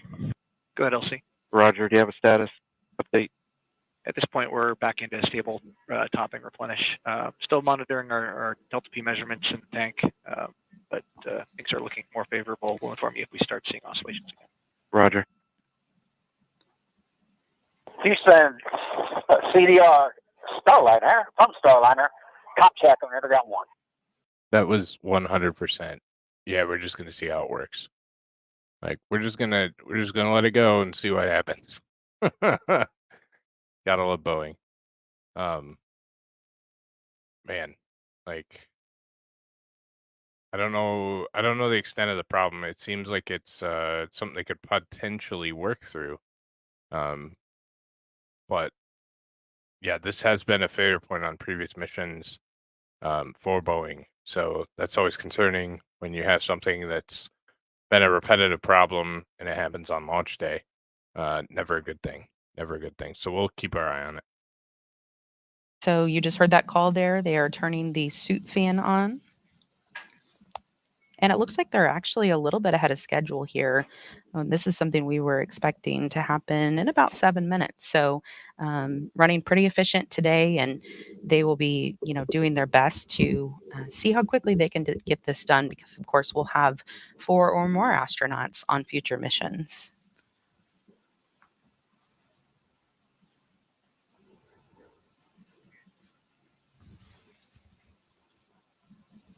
When they have the suit fan on, that system routes air from the cabin back into the suit. So that's what they're testing out right now. Looks kind of tight for 4. 2 looks real tight in that vehicle.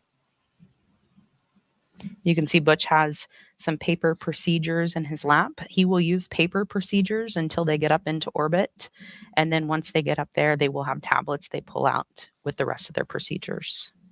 They also have procedures strategically placed in a few other positions. They have a knee board with procedures, as well as they have a pretty cool arm strap that sort of looks like what a quarterback for a pro football team would wear. If you've ever seen that, it has a laminated flap on it, and they can put procedures in there so they can just look down at their arm.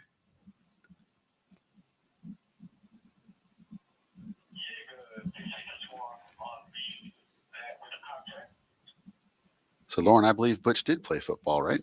He did. Yeah, college football player. So he may be used to seeing those. Yeah. There's not much Butch can't do. I'll tell you that. The spacecraft is about 15 feet across inside, so quite spacious. I like to compare it to about a mid-size SUV.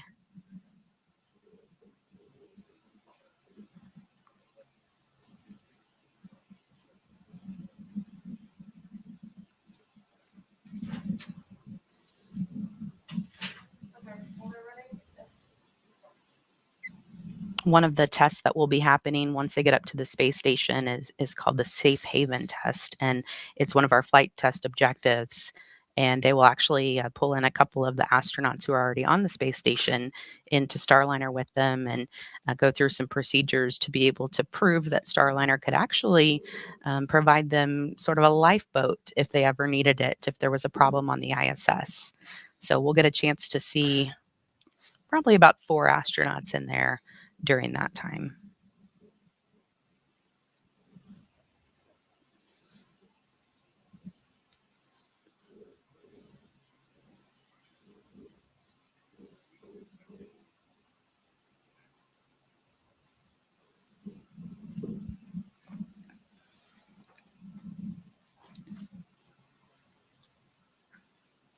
These seats that they're in are built to accommodate a range of heights as small as 4'11" all the way up to 6'4".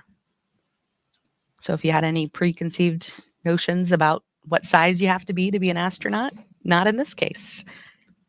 We will be able to fit all sizes. Sunny talks a lot about that too in the suit fits that they've done, that they've been able to, the suit checks that they've done, they've been able to make sure that they can accommodate all sizes. Houston Starliner, we are ready to perform synchro sleep check.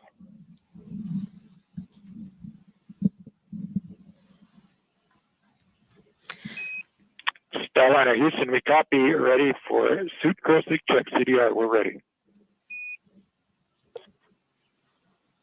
All right, so that call there for the suit gross leak check, that is to check for any leaks in Butch's spacesuit. Now, the word gross is used in this situation to mean any significant or easily detectable leak that could compromise the integrity of the suit. It sounds a little funny, but it is a word that we're very used to in spaceflight. They'll be able to tell pretty quickly if there was a leak in the spacesuit. Once they inflate it, those pad team members will push on their arms and make sure that there's no air coming out.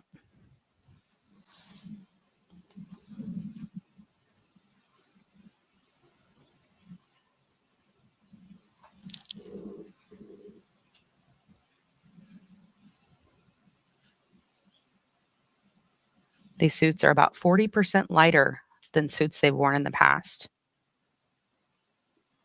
And Dylan, I've even tried on their gloves, and you would be amazed at how much you can move around in them, what all you can do in them. Of course, the fingertips you can use the tablets with, but I was really surprised at just how flexible they were.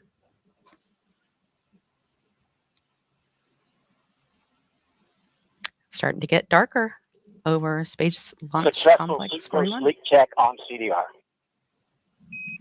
Houston copies a good gross suit leak check on the CDR. Thanks. Good gross leak check. Good news there. You know, Butch is a former flight test instructor at Edwards Air Force Base. He has a Master of Science in Aviation Systems. So let's listen to a little bit more on this retired U.S. Navy captain and CFT commander, Butch Wilmore. A large part of the desire within us is to do things that are of benefit to others. In this job, we get to do things that are of benefit truly for all mankind as we explore the heavens that not many people get to experience, true, but we don't go just to get the experience. It's about the team and it's about the benefit that it brings. My name is Butch Wilmore, and I am the commander for NASA's Boeing Crew Flight Test Mission to the International Space Station. Life in Tennessee, God's country, that's where I grew up. I'm very fortunate, had loving parents, took us to church. When I was young, 7 years old, I believe, they bought a little land out in the country, 6 acres or so. We had horses and cows, and I raised chickens and ducks and just enjoyed life in the country. I went to Tennessee Tech, started working on an electrical engineering degree and played football, which was a very difficult combination, I learned, because they're both full-time jobs. So it was a lot of effort over those years, but it molded me and it helped instill the work ethic my parents had instilled in me when I was younger. I entered the Navy and was fortunate to fly the A-7E. It's a single-seat attack aircraft, and I flew that for a couple of deployments. And then I transitioned to the F-18 Hornet, and through that process was selected in the test pilot program. You learn a lot about yourself as you go through test pilot school, where you're lacking in certain capabilities that are necessary to do a test pilot type of job. When it comes to flight test, the minute details matter. When we're doing our runs, hey, let's run it this way. Let's do it that way. Let's add this in. Let's take that out. And let's look at it in that regime so we can see how the spacecraft responds. And that's what you do with aircraft, that's what you do with spacecraft, and that's what this test is all about. This crew flight test is a series of these various tests to ensure that the operational requirements and the design meets those requirements. And I think everybody that does flight tests would agree. Focus, understanding, and also the team coming together to give you the overall understanding of the test and the capabilities of the spacecraft or aircraft that you're testing is vital. Sitting in this seat over here in the Starliner sim and doing the things we've done and learning about the spacecraft, developing a lot of the capabilities of the spacecraft, it's very humbling when you see and you interact with some of these professionals, and our human spaceflight and our nation has a debt of gratitude to them. Every single training evolution we have is brand new. We're the first to do it. Whether it is checking the survival equipment in the pool with a mock-up of the spacecraft and how you egress, get out of the spacecraft, whether it's the side hatch or the upper hatch, while the seas are rough and all those type of things. There's a thought of how things should be, but then there's the reality of how things need to be. And that's what this test is all. Everything we do is test. It's been a process over years that is such a benefit in all aspects of the capabilities of this spacecraft. And we're excited to be a part of it. We are excited to be a part of it as well.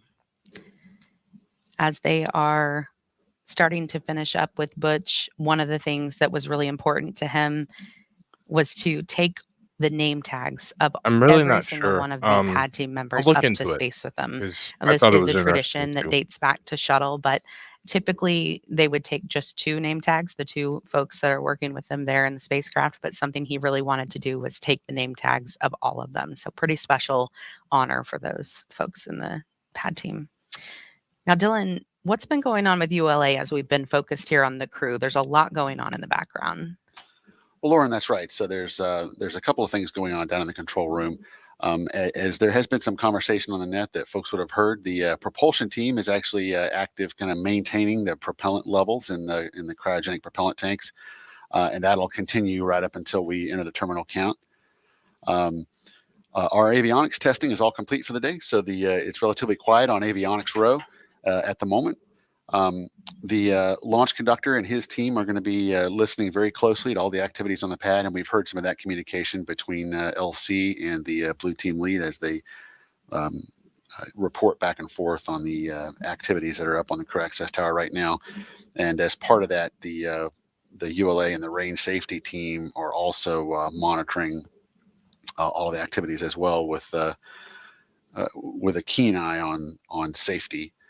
So the team is staying busy downstairs, and but for the most part, from a rocket processing perspective, the rocket's fully fueled and ready to go. So we'll just be waiting on loading our crew today, and then once the Starliner is all closed out, then our team will pick back up with those final preparations for launch. But for now, for the most part, the ULA team is kind of just in a monitor mode, just maintaining readiness for our instantaneous window today. And for anyone who may be just joining us, I just wanted to let you all know at home, we are wearing headsets and listening to a lot of the chatter that's going on in the background. So you are hearing some of the public communications that are going across the loops, but we're also hearing some other things through our headsets. So it's our job to listen to those things and be able to translate them to you as they happen. So again, we are watching Commander Butch Wilmore get ingressed or entered into Starliner, and we are watching the pad team go through some of those procedures.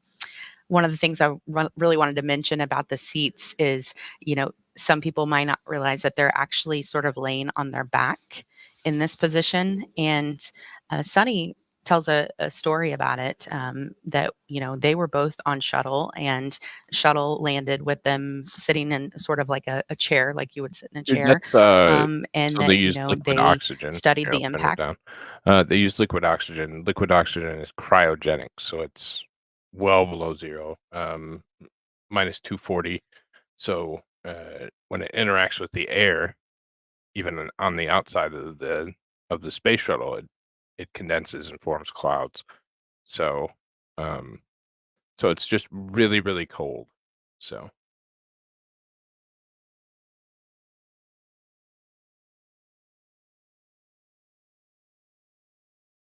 On screen here, and then to his right is Sunny getting into the pilot seat. And Nicole, she's actually getting in a lot earlier than we were expecting. The pad team has until an hour and 55 minutes before launch to finish ingressing both crew members. And look where we are. Sunny getting into her seat 2 hours 27 minutes before launch, and crew ingress usually for each person takes 15 to 20 minutes. So really, all the math that I just said means they're ahead. Yes, and that is all goodness. As I mentioned in the suit room, we do have some pad to the numbers just in case you need to troubleshoot something. So, say for example, as Sunny's going to put get strapped into the spacecraft, if one of the buckles breaks or if something is twisted and we need some extra time, since it's an instantaneous launch window, the last thing you want is something silly like that, something that we can fix, have the launch be scrubbed. And so we do have this time built in for troubleshooting, and if everything goes smoothly like it is so far, then you'll see the crew ahead of schedule. This is also a great point to this being a first developmental test flight. This is the first time we're running through these procedures in a real spacecraft on a real launch day. So we'll learn a lot. And in the future, when there's more than 2 people on the spacecraft, we'll be able to recognize some of those efficiencies. Yeah, and this is a great view, actually. So we have several views inside of Starliner. There's 4 camera views. There's someone in Houston who's monitoring, which camera view gives all of the teams monitoring this launch the best views. And this one is a really great view. We see 2 pad team members helping Sunny get in, helping with her 5-point harness, as well as getting her leg and knee restraints on, right, Nicole? Yes, you have your feet that are strapped in. You can see those white straps on the top of Sunny's feet. You're also going to have your knee board strapped in. You want to make sure that all of your comm is connected properly, and then they will do comm checks with each other as well. And you can see on Butch's left knee there, he has those paper checklists. Those are also tethered down. And so every, through many hours, hundreds of hours of simulation, you figure out what works for you, exactly where you want everything. And so it's important on day of launch that you have everything set up just as you have trained. Again, the astronauts Sunny going through the same procedures that Butch just went through. Also, something that we'll see them do are reach checks, right? Because we are buckling them down so that they're comfortable and safe, but we need to make sure that they can reach all of the things that they need to reach during their flight.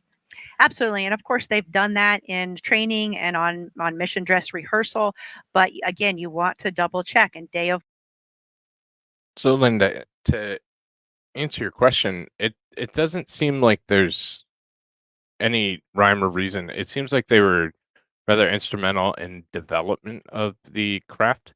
Both have previous flight experience, and you have to, when Boeing was awarded the $4 billion with a B dollar contract, and the astronauts were named for the flight. That was 2014. So we're talking about a significant amount of time has passed as well. So that could have led into it. There's probably some biologic or biomedical secondary mission to putting, older people in space for the first time. And that could be a portion of it as well. But there's no real stated reason, so we just kind of have to speculate on the whys, and based on what I read and based on what I came up with, that's probably the best explanation of it. I think it was a combination of the experience, the fact that they've been in the Boeing program for a significant period of time, worked on development, and nobody thought it was going to take this long. They thought it would take about 10 years less since the award came in 2014. So probably all have something to do with it. Of today's Starliner spacecraft, which Sunni named in 2019. And she named it Calypso to pay homage to the explorer Jacques Cousteau. He sailed his ship named Calypso all over the world to teach people about the ocean. You see Mr. Cousteau right there. Now, Sunni believes Starliner will do the same for space, again, teaching people about space. And remember, Sunni wasn't supposed to fly on the spacecraft. She was initially assigned as the commander of Starliner 1, the first post-certification mission, as we've been mentioning. But she was later reassigned to CFT and feels it's an honor to fly on the spacecraft she named. So really, the stars all aligned for her to be on this flight test today. She did. I think that's very special. I remember we were there all for the OFT landing when Butch revealed, or when Sunni revealed the name Calypso. Yep, back in 2019. So look out for that zero gravity indicator. She had it in one of the bags that they're putting onto her. And so at some point when she's settled into her seat there, she will take it out. And then one of the pad team members will tether that indicator somewhere to the spacecraft again, so we can see it free floating when they reach microgravity. And they have quite a few bags and satchels that are on their legs. Their right side pocket is a blue pocket, and then there they'll have any type of anything they need to get to in flight. So any medication or maybe a tissue or pens and pencils. And then they have a gray bag that's on their right shin pocket that has their emergency equipment, some food, emergency water, a whistle, a signaling mirror. And then on their left shin pocket, they'll have some personal items and their glasses if they need them, as well as a dosimeter. And I want to go back to something you mentioned. You were mentioning the camera views inside of Starliner. So yes, we do have several camera views inside Starliner, and we will have those views all the way until launch. So we will get to keep our eyes on the crew all the way down to T0.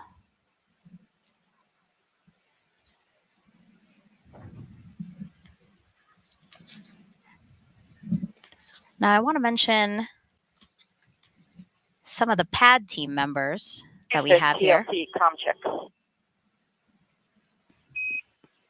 Starliner Houston, we have you loud and clear, Air Ground 1 for the PLT. Got you loud and clear as well. So comm checks again between Sunni and Houston. It's part of the ingressing process, right? They get into the Starliner spacecraft, they get buckled in, then they do these comm checks with Houston, they do comm checks with each other, and then they do suit leak checks, and then the pad team will make sure that everything that's not supposed to fly to space is out of Starliner before they close the hatch and get ready for liftoff. Absolutely. They'll do one last check with the crew, and the crew is also, their displays are on, and so they're able to see the telemetry on the displays and check their systems, which I know, Butch was personally very excited about, and I agree with him. Seeing the actual data on the actual spacecraft is quite different than what you see in the simulator. Hopefully it matches very, very closely, and I'm sure that it does, but on launch day, it's real data, and so it's always interesting, something you want to take the time to walk through all of your subsystems. Yeah, the last time Sunni and Butch were in Starliner was a little over a week ago. They were doing another rehearsal for today. And when asked how it felt, Sunni said it felt like they're where they're meant to be. It felt like coming home. And Butch is the one who said he can't wait to get in there and see real data and telemetry. So I'm sure he's excited, but also focused. Absolutely. I remember thinking at this moment when I launched, it felt so much like a training evolution. And I think that's a testament to how well the teams do in preparing for launch. We run through and rehearse everything. And that's a very comforting feeling because you have a lot on your mind and you want everything to go smoothly. Throughout the broadcast, we've been hearing about each of their backgrounds. Both are test pilots, and both have said that that background in particular has really helped them with this mission. Butch said our backgrounds are why we're here. And again, Sunny giving a lot of credit to Butch, saying he's always asking why, and it's really been helpful, especially in a test flight. Especially in a developmental test flight, there is so much to learn, and everybody is working together. But when you have that integrated spacecraft, how those systems come together, especially during an anomaly, is something that takes a lot of trial and learning as you go through that process. And so both of their backgrounds as test pilots have been absolutely instrumental in the development of Starliner.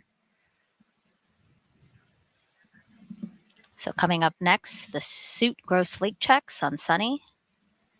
You know, Nicole, we know that we might have some new viewers that might not have seen Butch's ingressing and his suit leak checks. So let's talk again about what that is and how that's accomplished. It's basically the same suit leak checks we saw, or essentially the same suit leak checks we saw in the suit up room, right? Yes, it's the same, except for you're plugged into the actual spacecraft. Right. So you have the cabin fans providing that air, but you close your visor, zip the visor, and then increase the pressure of your suit. And we're really checking to make sure there's no leaks. So if you didn't get that zipper all the way zipped, or if there was, some hair caught in there or a tether caught, that would fail your leak check, or if you had another problem somewhere else in the suit. So that's our final check prior to the astronauts launching, that the suits are in good order. Again, they are there. The suits are there to protect them in the case of an anomaly. It will provide pressure and breathing air to keep the astronauts safe should there be a problem on board the spacecraft. Look at that beautiful shot on the left side of your screen there of a Starliner atop. GMT is ready to perform gross leak check. Starliner atop the United Launch Alliance. Starliner Houston, we copy, ready for the gross suit leak check. BLT, your go.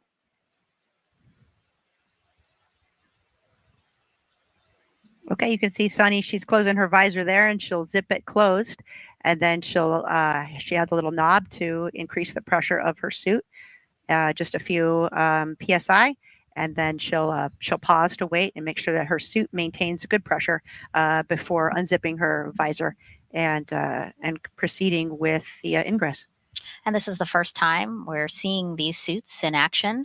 So Nicole, did you have any input in how, I know that Sunny and Butch, did you have any input in how these suits were designed? Early on, we worked a lot with David Clark and the suits. The design was pretty much set, but there were some modifications as the suits were built. We need to make sure that they fit each of the crew members and in a pressurized environment. And so there were some adjustments that David Clark went back and made on the suits to make sure that we had still the ability to reach everything when the suit was pressurized, and also some work on the zipper. As you can see, the zipper is a critical component there at the helmet. You need to make sure that it's zipped, so we need to be able to visually confirm that it's zipped, be able to hold on to a tether that's on the zipper, and that the zipper is strong enough, and then we have a proper technique for zipping that helmet. Yeah, I remember Sunny saying that one of the modifications was putting a T-bar onto the end of that zipper, just so that they really had a good grip on it as they made sure that it was completely closed. Absolutely. And even though you have pretty good dexterity in the gloves, it's still difficult to hold on to a little tether. So the T-bar helps quite a bit.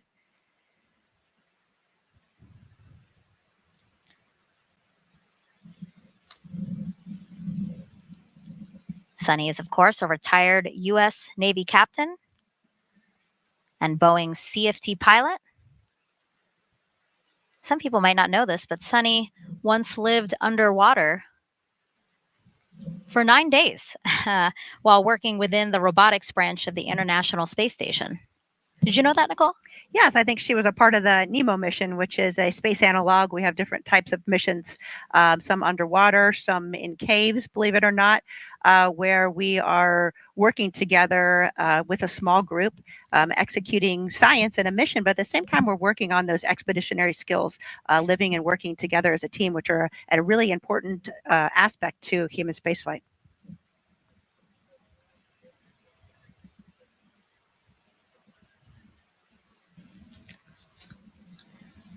Check of the clock, 2 hours, 13 minutes and counting until liftoff of NASA's Boeing crew flight test. Again, just want to spend another moment to call attention to the left side of the screen here and just that beautiful shot that we have of Starliner and Atlas V. Thank you for bringing it up full screen because it is really a great shot. Nicole just turned around. It's directly behind us here at the host desk just to take this moment in. It's absolutely beautiful. Sunset happening just about 20 minutes ago here on Florida's Space Coast. I mentioned this before, that things right now are looking good. The pad team had until 1 hour and 55 minutes to ingress the crew. All right, there we go.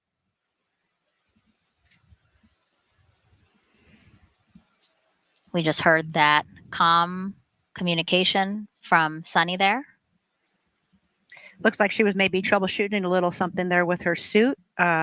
And so, again, that's why we have some additional time built into the schedule so that any type of issue, we have time to work through that and we don't feel rushed really in the process. You know, you want to make sure you have everything right. Safety is at the forefront of everybody's mind. Copy. Let me know when you're ready to do contact. Tech 5, you are now on air to ground 1. PLT, Tech 5 on air ground 1. How do you read me?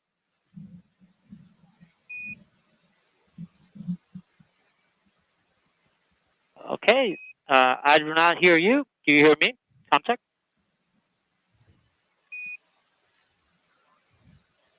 Air to ground 1, I got you loud and clear for PLT. Copy, copy. I got you loud and clear on air ground 1. Let's go air ground 2 with contact again.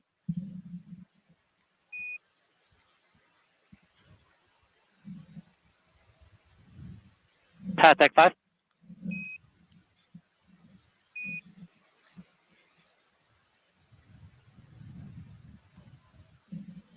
Air to ground 1 is one channel, one way of communicating.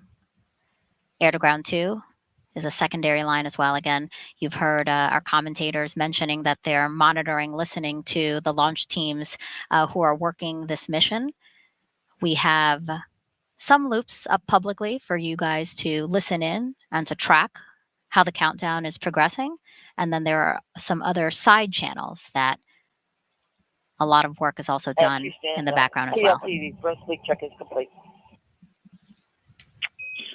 Starliner, it's Houston. We copy gross suit leak check complete on the PLT, and I have you loud and clear, Sunny, here on air to ground 1. Okay, I got you loud and clear as well. All right, 2 good call outs there. Successful communication check with Houston between Sunny, as well as a good check of her suit, making sure that it holds pressure as expected. L minus 2 hours, 10 minutes. ECS, Elsie. Tech 5, you're back on air to ground 1. ECS? All right, PLT. So we confirmed they got good airflow with Houston, correct? Roger. PLT, you can open your visor now.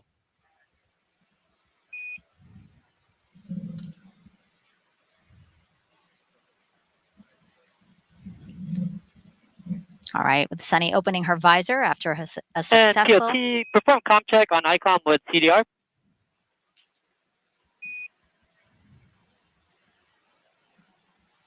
That's a command to do a communication check between Sunny and Butch.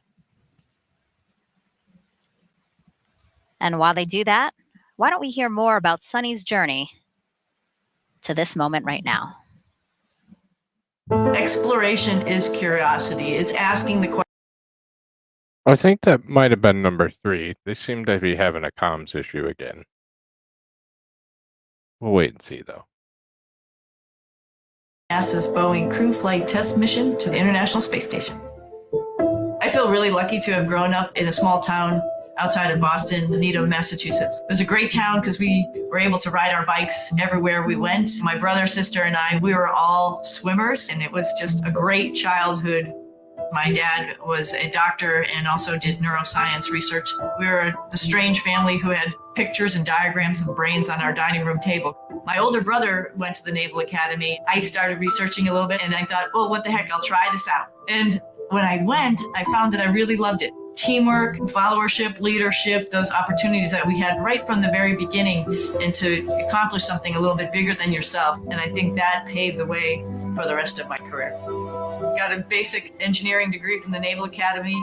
I really didn't know what it was all about when I went through that course curriculum. But when I went to test pilot school, all of that stuff sort of gelled together. I was like, oh, wow, this is why we do math modeling. This is how we try to predict how change in an engine is going to affect the way the helicopter flies. Time on the International Space Station is priceless. People always ask, do you get bored, or, is it terrible being up there for a long period of time? And for me, I loved every minute. There was always something to do. You wake up, you look at your timeline like, wow, I got to do this experiment today. I got to get ready for a spacewalk. Every day was different. And just life on the space station becomes routine, which is sort of crazy to think about it. At one point in time on my first mission, I was like, I don't even remember really what it's like to walk. I've been flying around for so long.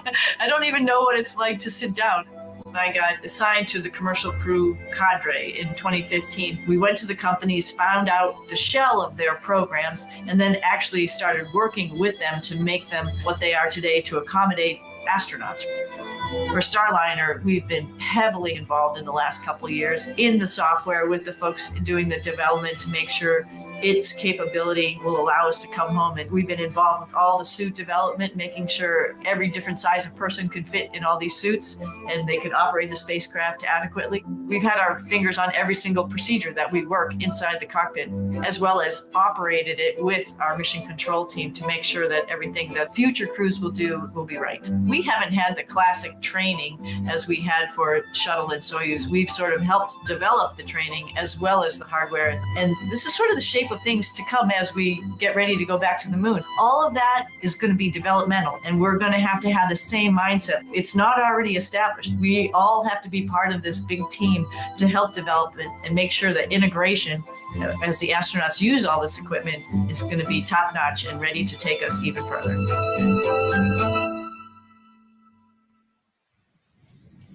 2 hours, 6 minutes and counting until liftoff of CFT. Both Butch and Sunny inside Starliner, which is sitting on top of a United Launch Alliance Atlas V rocket at Cape Canaveral Space Force Station's Launch Pad 41.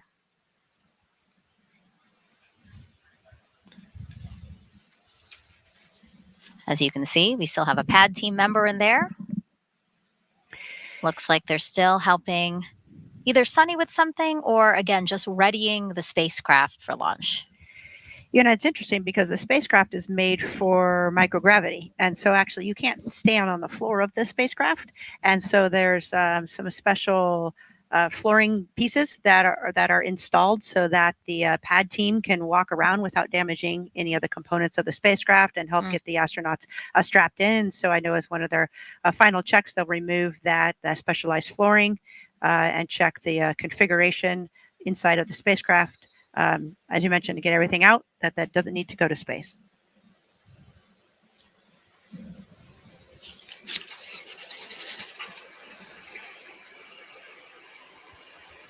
Oh, there it is. It looks like they have taken the narwhal out and they are finding a place to tether it. Maybe I'm just imagining it because I can't really see Sunny's face, but she looks happy to see the narwhal out. Again, a special zero gravity indicator that she picked with her Tech niece 5 and nephew. pad, you are now on air to ground 1. Copy. Starliner crew, is there anything else you need help with before we leave and close the hatch?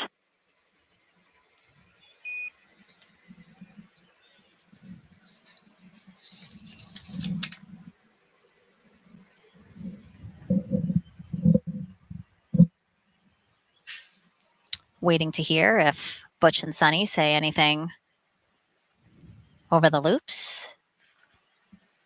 All right, Starliner crew, it's been an honor to strap in. Not my crew, but my friends. Have a safe flight. See you up there. I love that. Sounds like strap-in, everything went well. And you weren't imagining, I did see a smile on Sunny's face, and I could see Norval tethered there in the middle. And again, I love that comm check again to say they're friends. Dee, you've been saying this throughout the broadcast, really, but Butch and Sunny have been working so closely with everyone who is needed to make this mission possible that they kind of all just feel like family. Absolutely. You know, we've been working with them for years. They've been a part of, just as Nicole mentioned, all of the processes, all of the training, making sure that the spacecraft works as it is supposed to. And of course, now they're both on this flight test where they're going to do this mission and confirm that. So, you know, we have gotten very, very close with them. And this is an exciting moment for us to see this. And looking forward to seeing them lift off and begin this mission. You know, it's interesting because you think of, you know, Butch and Sunny, of course, are the astronauts on top of the rocket right now and the ones going to space, but they really do represent, you know, that huge family of NASA and Boeing and everybody that's worked so hard to get to this point. Go ahead, AC. Okay, evaluating the SRV, we're most likely getting above the call cycles of this valve. We still have 2+ hours to go, so most likely exceeding the fall value. We do not have a path to proceed further at this point. Roger. So at this point, your recommendation is to secure operations for today? That is correct. Roger. LD, LC on channel 1. Yes, sir. LD concurs with that. Roger. Flight and Slick, channel 1. Roger. Slick's on channel 1. Yeah, Roger. So the engineering team has evaluated the vehicle is not in a configuration where we can proceed with flight today. So we're going to initiate our scrub and recycle operation. Roger. Flight copies. Roger. And if you're just joining us, I'll look at the clock Well, here. personnel, this is LC on channel 1. Let's turn to page 187, scrub crew egress operations.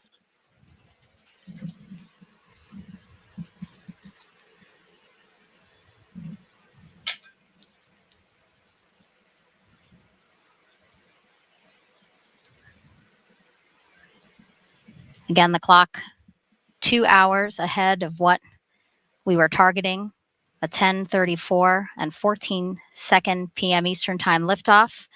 But you just heard from the launch team that we are scrubbing OSM, for today. LC. OSM, go ahead, sir. Establish the BDA roadblocks and open the flight hazard area. Roger. All personnel on channel 1 will be starting an estimated 65-minute hold at this time for flight crew egress. All systems maintain T-4 configuration.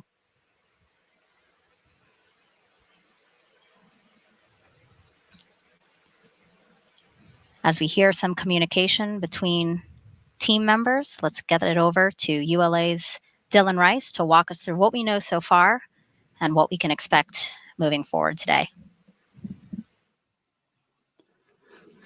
Thanks, Megan. So the team has had some observations on an oxygen relief valve on our Centaur second stage, and the team is just not comfortable with the signatures that they're seeing, the response out of that valve, and so out of an abundance of caution, we are not going to continue with our launch operations today. And as you heard, the Chief Launch Conductor Doug Lebo call the team there and have the team prepare for scrub operations and to prep for removal of the crew from Starliner. So next steps, the team is going to be maintaining the configuration of the rocket, and we'll begin the process of egressing the crew. And once the crew is egressed and the blue team is safely left the pad, at that point we'll begin detanking the rocket and securing for the evening so that teams can continue to review data and troubleshoot the signature noted with the valve on board Centaur. Of Channel course, one. disappointing. Go ahead, but sir. Sunny Yes, sir. even said So nothing you special may have about- heard on Channel 1, we're standing down for today. So starting to initiate getting the vehicle in configuration Linda to wins egress the comment crew. of the year. Roger, welcome. So I was saying, Sunny even said, nothing special about this date on the calendar. We will go when we're ready. Not today, but we'll try this again.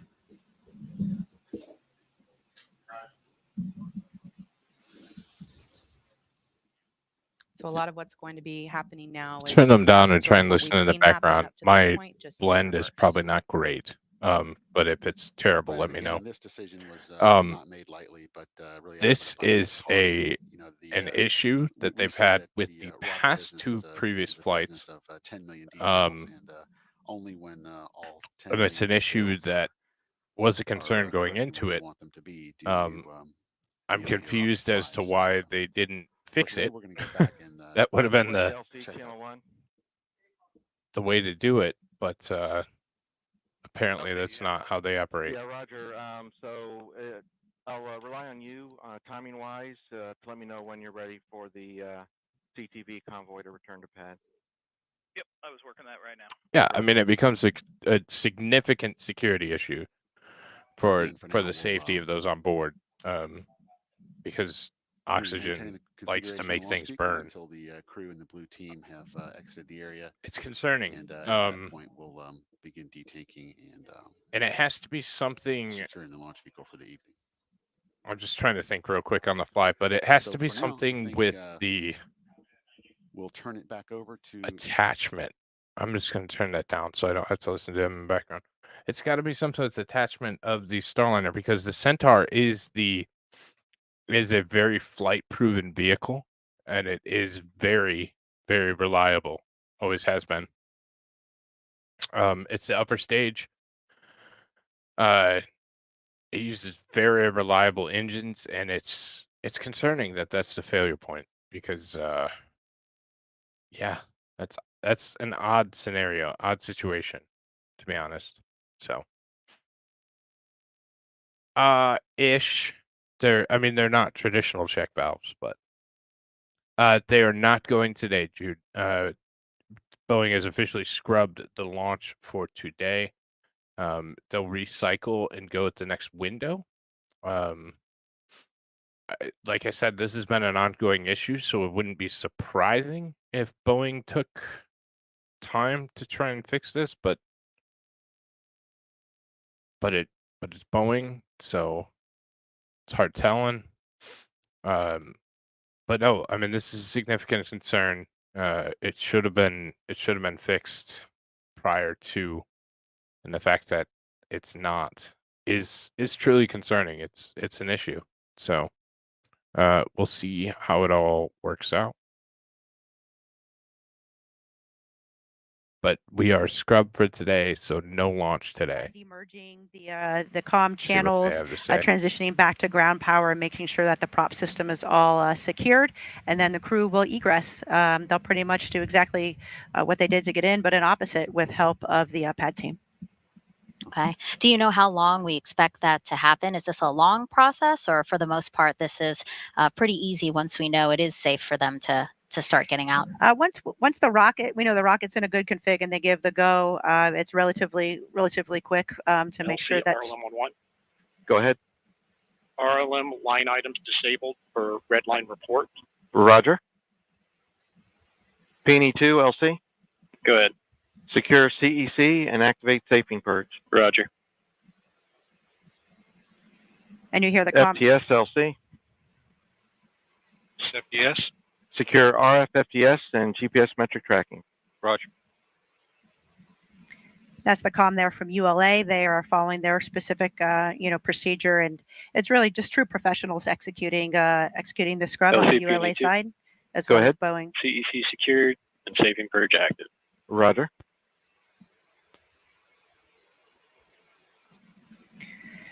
Another look inside Starliner. Butch and Sunny there. Butch closest to us, Sunny to his right. Member in there who will soon help them get out of Starliner.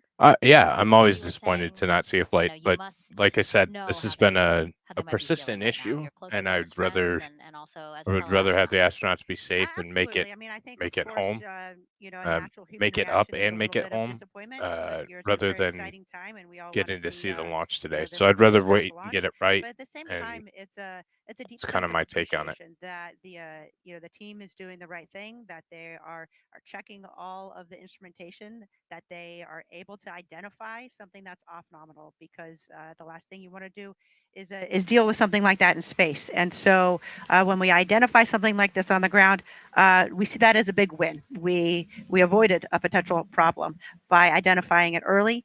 And yep, the will scrub. This is something I think as an astronaut you train to multiple times, and you're prepared for that as well. It's important that you keep your head in the game, though, because potentially they could launch tomorrow, depending on the findings of this investigation. And so you maintain your focus. You are still sitting on top of a rocket filled with prop, and so you follow your procedures just like everybody does. You never let your guard down, and they'll execute the steps to safely get out of the spacecraft, and then they'll go back to crew quarters. They'll maintain their quarantine so that they can preserve a launch opportunity, and then they'll wait for more information from the team. Yeah, you talk about how the team rehearses all different scenarios. It truly is. I mean, can you talk to, for those who might not know, can you talk about the process of, simulating all the things that could go wrong so that if it does happen, everything is kind of rote. It's kind of just like muscle memory, and you don't really have to think too much because you just know it like the back of your hand. Absolutely. That is the most important part about being well trained. And it's not only the astronauts, it's the entire team. So you see that the pad team knows exactly what they need to be doing. You can hear the comm from ULA. Everybody at their console has specific responsibilities and steps that they need to take. And each member of the team is critical to make sure that we're successful in these type of procedures. And we train to them in simulations, scrubbing, and pretty every contingency that we can think of, we will actually run through. In the few instances where I've been involved in an actual contingency or an emergency, you're right. The training really takes over. You maintain focus, you execute your procedures, and it's really not until after that's all done that you realize that. Hey, he's a Starliner. We're standing by, as we said. We did go ahead and unstrap. Curious if we're going to run anything in the scrub recycle procedure as you're looking forward, since we didn't get very far. Starliner Houston, loud and clear. We are running it. A lot of the events are sort of no perform because we didn't get that far in the count. I will keep you appraised. The main action on your radar will be bringing the suit fan Bravo to off before you jump out. Yeah, and we're not going to open the cabin vent valve or anything, I'm assuming, as well. Negative. Yeah, hatch is open, so none of that applies.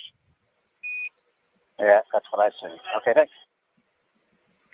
And that was our Capcom capsule communicator, Josh Kutrick, who will be flying on Starliner 1. He's the Capcom for Ascent, and he was just talking to Butch about the scrub recycle procedures that he has in his checklist.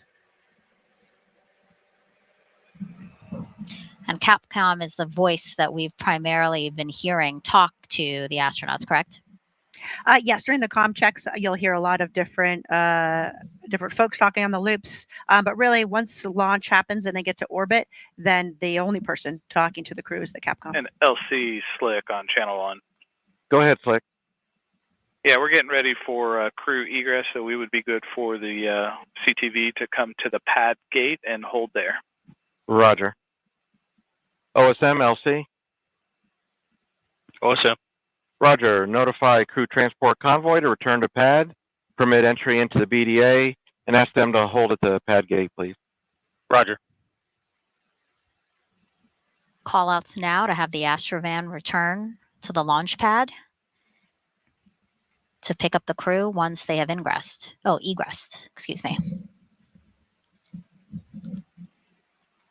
And you can see Butch and Sunny, they're unstrapped and visors are up. They're just waiting for the call from ground to turn off that suit fan, which is the fan that's providing air to their suits. prior to detaching their suits from the spacecraft and exiting Starliner. Again, if folks are just joining us, about 12 minutes ago, the launch team has decided to stand down from today's launch attempt. We were targeting 10:34 and 14 seconds Eastern Time for liftoff of NASA's Boeing crew flight test. We now are looking at Commander Butch Wilmore and pilot Sunni Williams. They are in the Starliner spacecraft, awaiting word that they can continue with egress procedures. Starliner Houston, still with you. No real change. OFM is off. The prop system is not secured, but it's an unknown and an expected config, and we'll still get suit fan Bravo off here before you jump out. Otherwise, just stand by for us. Yep, we're standing by. Thank you. The reason the launch team is standing down today is so that they can evaluate an oxygen relief valve. You have to catch up orbitally, and then there's safety procedures, so obviously you don't slam into the International Space Station. So it's all planned out ahead of time, but most of them take a considerable amount of time to catch up. Nicole, some of those call-outs we just heard over the operational So it happens. communication loops or nodes, as You they're just called. kind of sit in the capsule for a Again, couple days. just taking steps towards safing the launch vehicle, right? Yes, ULA is working towards making sure the launch vehicle is in a good config, and then Mission Control is focusing on Starliner, the spacecraft itself, to make sure that the systems are in the proper configuration before the astronauts exit the spacecraft. And I think you heard the call there from Josh that the final thing will be to turn their suit fans off. And so the controllers in Mission Control, the flight controllers are now sending commands, to the spacecraft to get it in that good config, and then Butch will send that final command for the suit fan. Throughout the show, we've had commentators across NASA, Boeing, and ULA monitoring the launch. So why don't we head back over to our ULA commentator, Dylan Rice, who continues to monitor what's happening now as we take steps to egress the crew. Thanks, Megan. Yeah, you've heard some of the communication as the team has gotten into the securing processes here. So from a rocket perspective, really what's going to happen next is we're just going to hold the current configuration of the rocket. We're not going to start detanking. We're not changing any configuration at all until the crew has egressed the capsule and the team has left the pad. There were a couple of LCO, Sam. Go ahead. Yes, sir. You have per step 90. You have 20 personnel entering BDA at this time. Roger. Okay, with that call indicating the crew convoy has now arrived back at the pad. But there were a couple initial securing items that we did early on in the process here, and that was securing our RF systems and then stopping the Centaur engine chill down, given that we're not planning on launching today. Otherwise, the launch vehicle is maintaining a safe configuration until we get the crew and the blue team away from the pad. And in a situation like this, if we see any data signature that is not something that we have seen before, then we are just simply not willing to take any chances with what is our most precious payload. So we're going to take a step back, go review that data, go understand why this signature is different from what is in our previous experience base, and then we'll take whatever action. SpaceX does it relatively quickly. I didn't look at the inclination. I don't know what the hang up was with this specific vehicle or this go round. But generally SpaceX does it, 24, 48 hours. So, but it does take time for sure.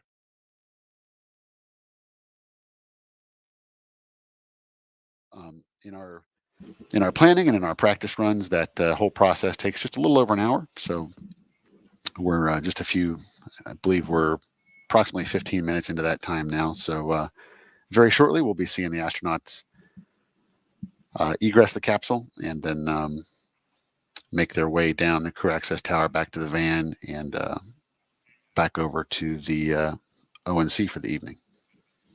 And of course, all of our teams do so much training, so many run-throughs, and scrubs are no different. We run through good days and we also run through scrubs. So this is not the first time these teams are going through these motions, even though this is the first time we have had a crew on Starliner.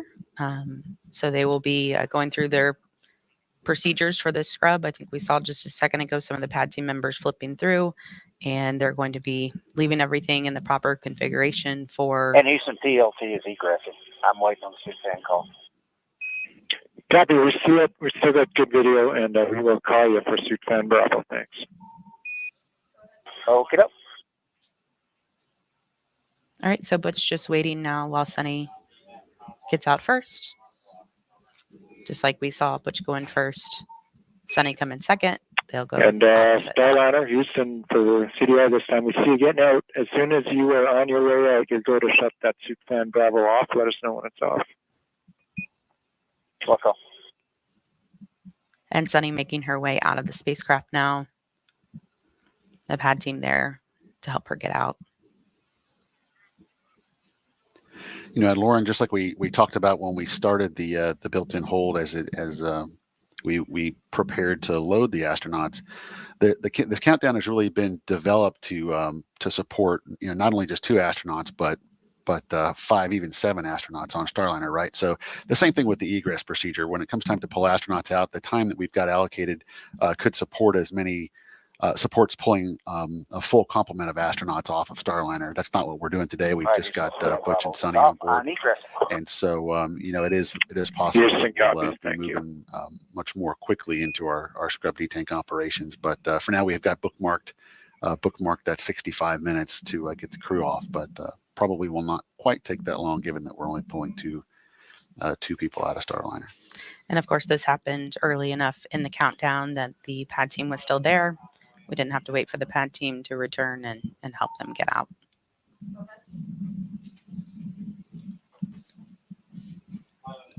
So as Sunny is going through her scrub procedures right now in the white room outside of Starliner, Butch is waiting for the pad team to help him egress the spacecraft.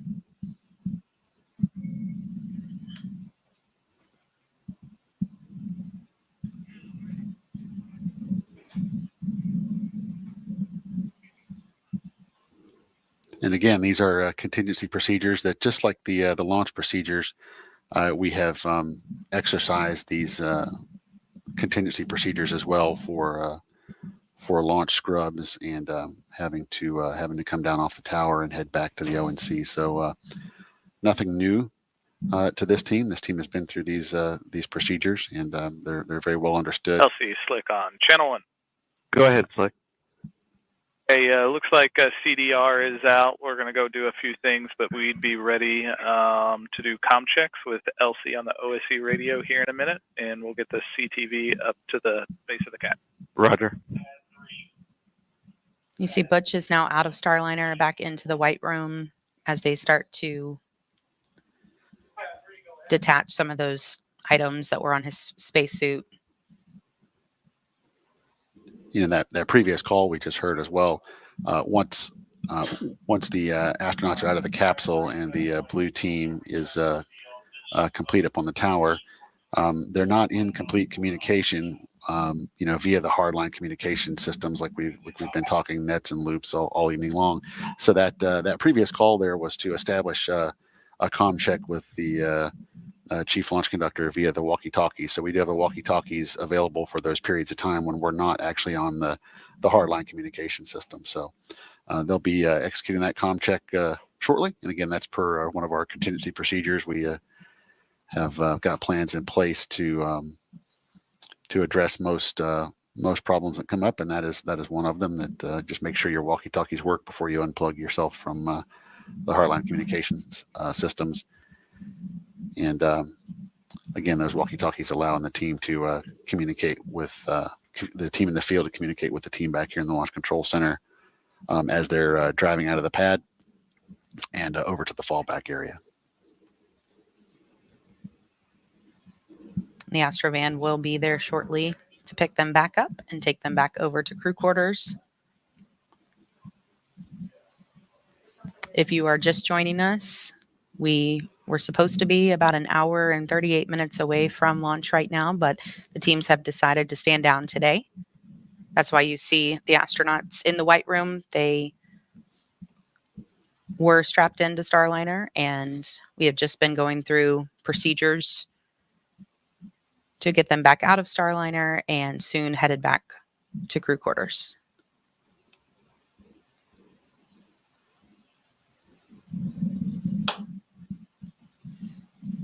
A lot of the things we walked you through earlier, they're doing in reverse right now, just to make sure that everything is in the proper config for the next attempt. You know, Dylan, Sunni recently was talking to media, and she made the comment that one of her... OSM, LC. OSM, go ahead, sir. Roger. Crew transport vehicles clear to proceed to the CAT. Roger, copy that. All right, so the Astrovan will be pulling up to the crew access tower now to come pick up Butch and Sunni. As I was saying, Sunni was recently speaking with the media, and she was telling us that one of her other friends, her astronaut buddies, said, you know, just so you know, in case there's any kind of a scrub, sometimes that's just good to knock the nerves off for everyone, and it could, you know, be good luck to go again another day. So they are veteran astronauts and quite used to how often scrubs do happen in space flight. You could see they're laughing there on the left of your screen. So they're in good spirits. Of course, these days are, you know, disappointing for teams, LC but Slick on channel definitely 1. not Go ahead, something. Slick. We're ready for the flight crew and support personnel to perform OSE radio comm checks and to proceed to the ground level. They'll exit the white room and give you a call. Roger.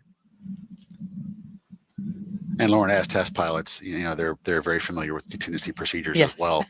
Because when you're testing a new system, obviously there's always going to be some findings, some of them more significant than others. But either way, the test pilots would be in a unique position to expect the unexpected and to be adaptive, which I know both of them are.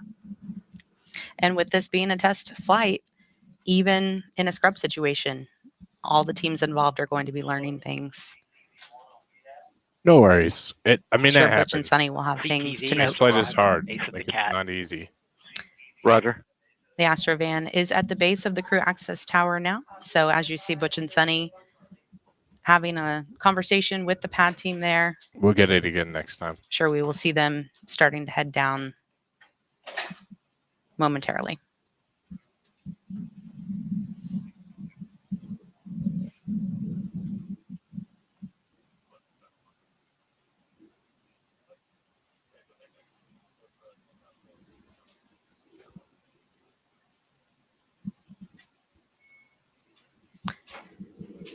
Teams on some of the side nets are telling us the crew egress procedures are complete. The crew's out safely. That's good.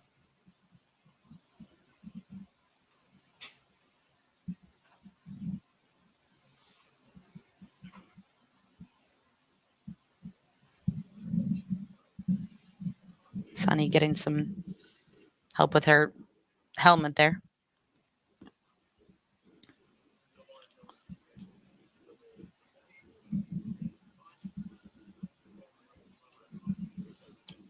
All right, they are on the move. They are going to be headed back into the elevator. They are on level 12, so headed back down to the base of the crew access tower, and we'll get back into the Astrovan to head back to crew quarters. And with that, we will send it back over to the ladies at the desk, Megan, Dee, and Nicole. Thank you, Roger. Lauren and Dylan, for giving us more insight into today's scrub. Seems like we're probably Now, pretty so close we to just the end saw of it there. Sunni and Butch get into the elevator from level 12 We'll here hang at the out for crew just access another tower. minute, but- And they are now going down to the pad, where, as you just heard, they will get into the Astrovan. Nicole, what are the next procedures, right? So they'll go back to astronaut crew quarters, and what happens then? So they'll go back there and obviously get out of their spacesuits, and then we can expect a brief. The astronauts will get briefed on the details of the anomaly that was seen on Centaur and Flight crew have information arrived at the ground floor and exited the CAT elevator. Roger. and information on what the next plan is. And so, hopefully we have an opportunity to launch tomorrow, but we don't have enough information yet to know. But the crew will plan on that, right? They have to always be prepared. And so they will follow their schedule as far as eating and sleeping and other, briefings that they need to obtain. And they'll make sure that they kind of reset themselves. So they'll have a chance to reunite with their immediate family. And again, that's why everybody stays in quarantine, so that even in a situation like this, they can, the support folks as well as family can still be together. Yeah, everything is choreographed down to the minute. You were talking about their schedule because, again, Thanks since this for launch is stopping by. later at Amazing. Have night, a good night. everything has to shift so that they're awake and ready for launch when it is. Yes, sleep shift. So they'll retract the access arm. 22:30. So they'll retract it so it's out of the way They still have a lot to do just before in they go orbit up. to test So out the systems of Starliner. And so it's a very long day. It's important that they are well rested and ready to go. I would be incredibly The nervous. Astrovan I would be incredibly nervous back on the backing ground. up away from the elevator. Like I'd want to that just go took and the get it crew over to with. and from But level 12 of the crew access tower.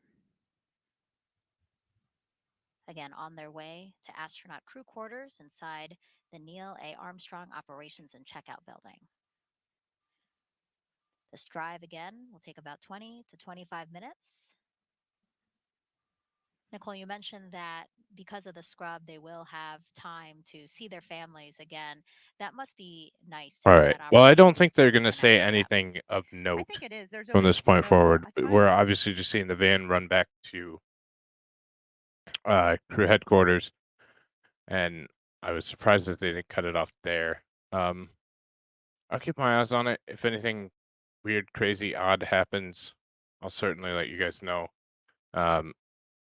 We might see another attempt tomorrow, but like I said, this has been a persistent problem, so I wouldn't be shocked if we didn't. So we'll for sure keep our eyes on it, see what comes of it, and hopefully get a launch soon. So that is going to be it for me this evening. I want to thank everybody for stopping by, and until next time, have a good night. Take care, y'all.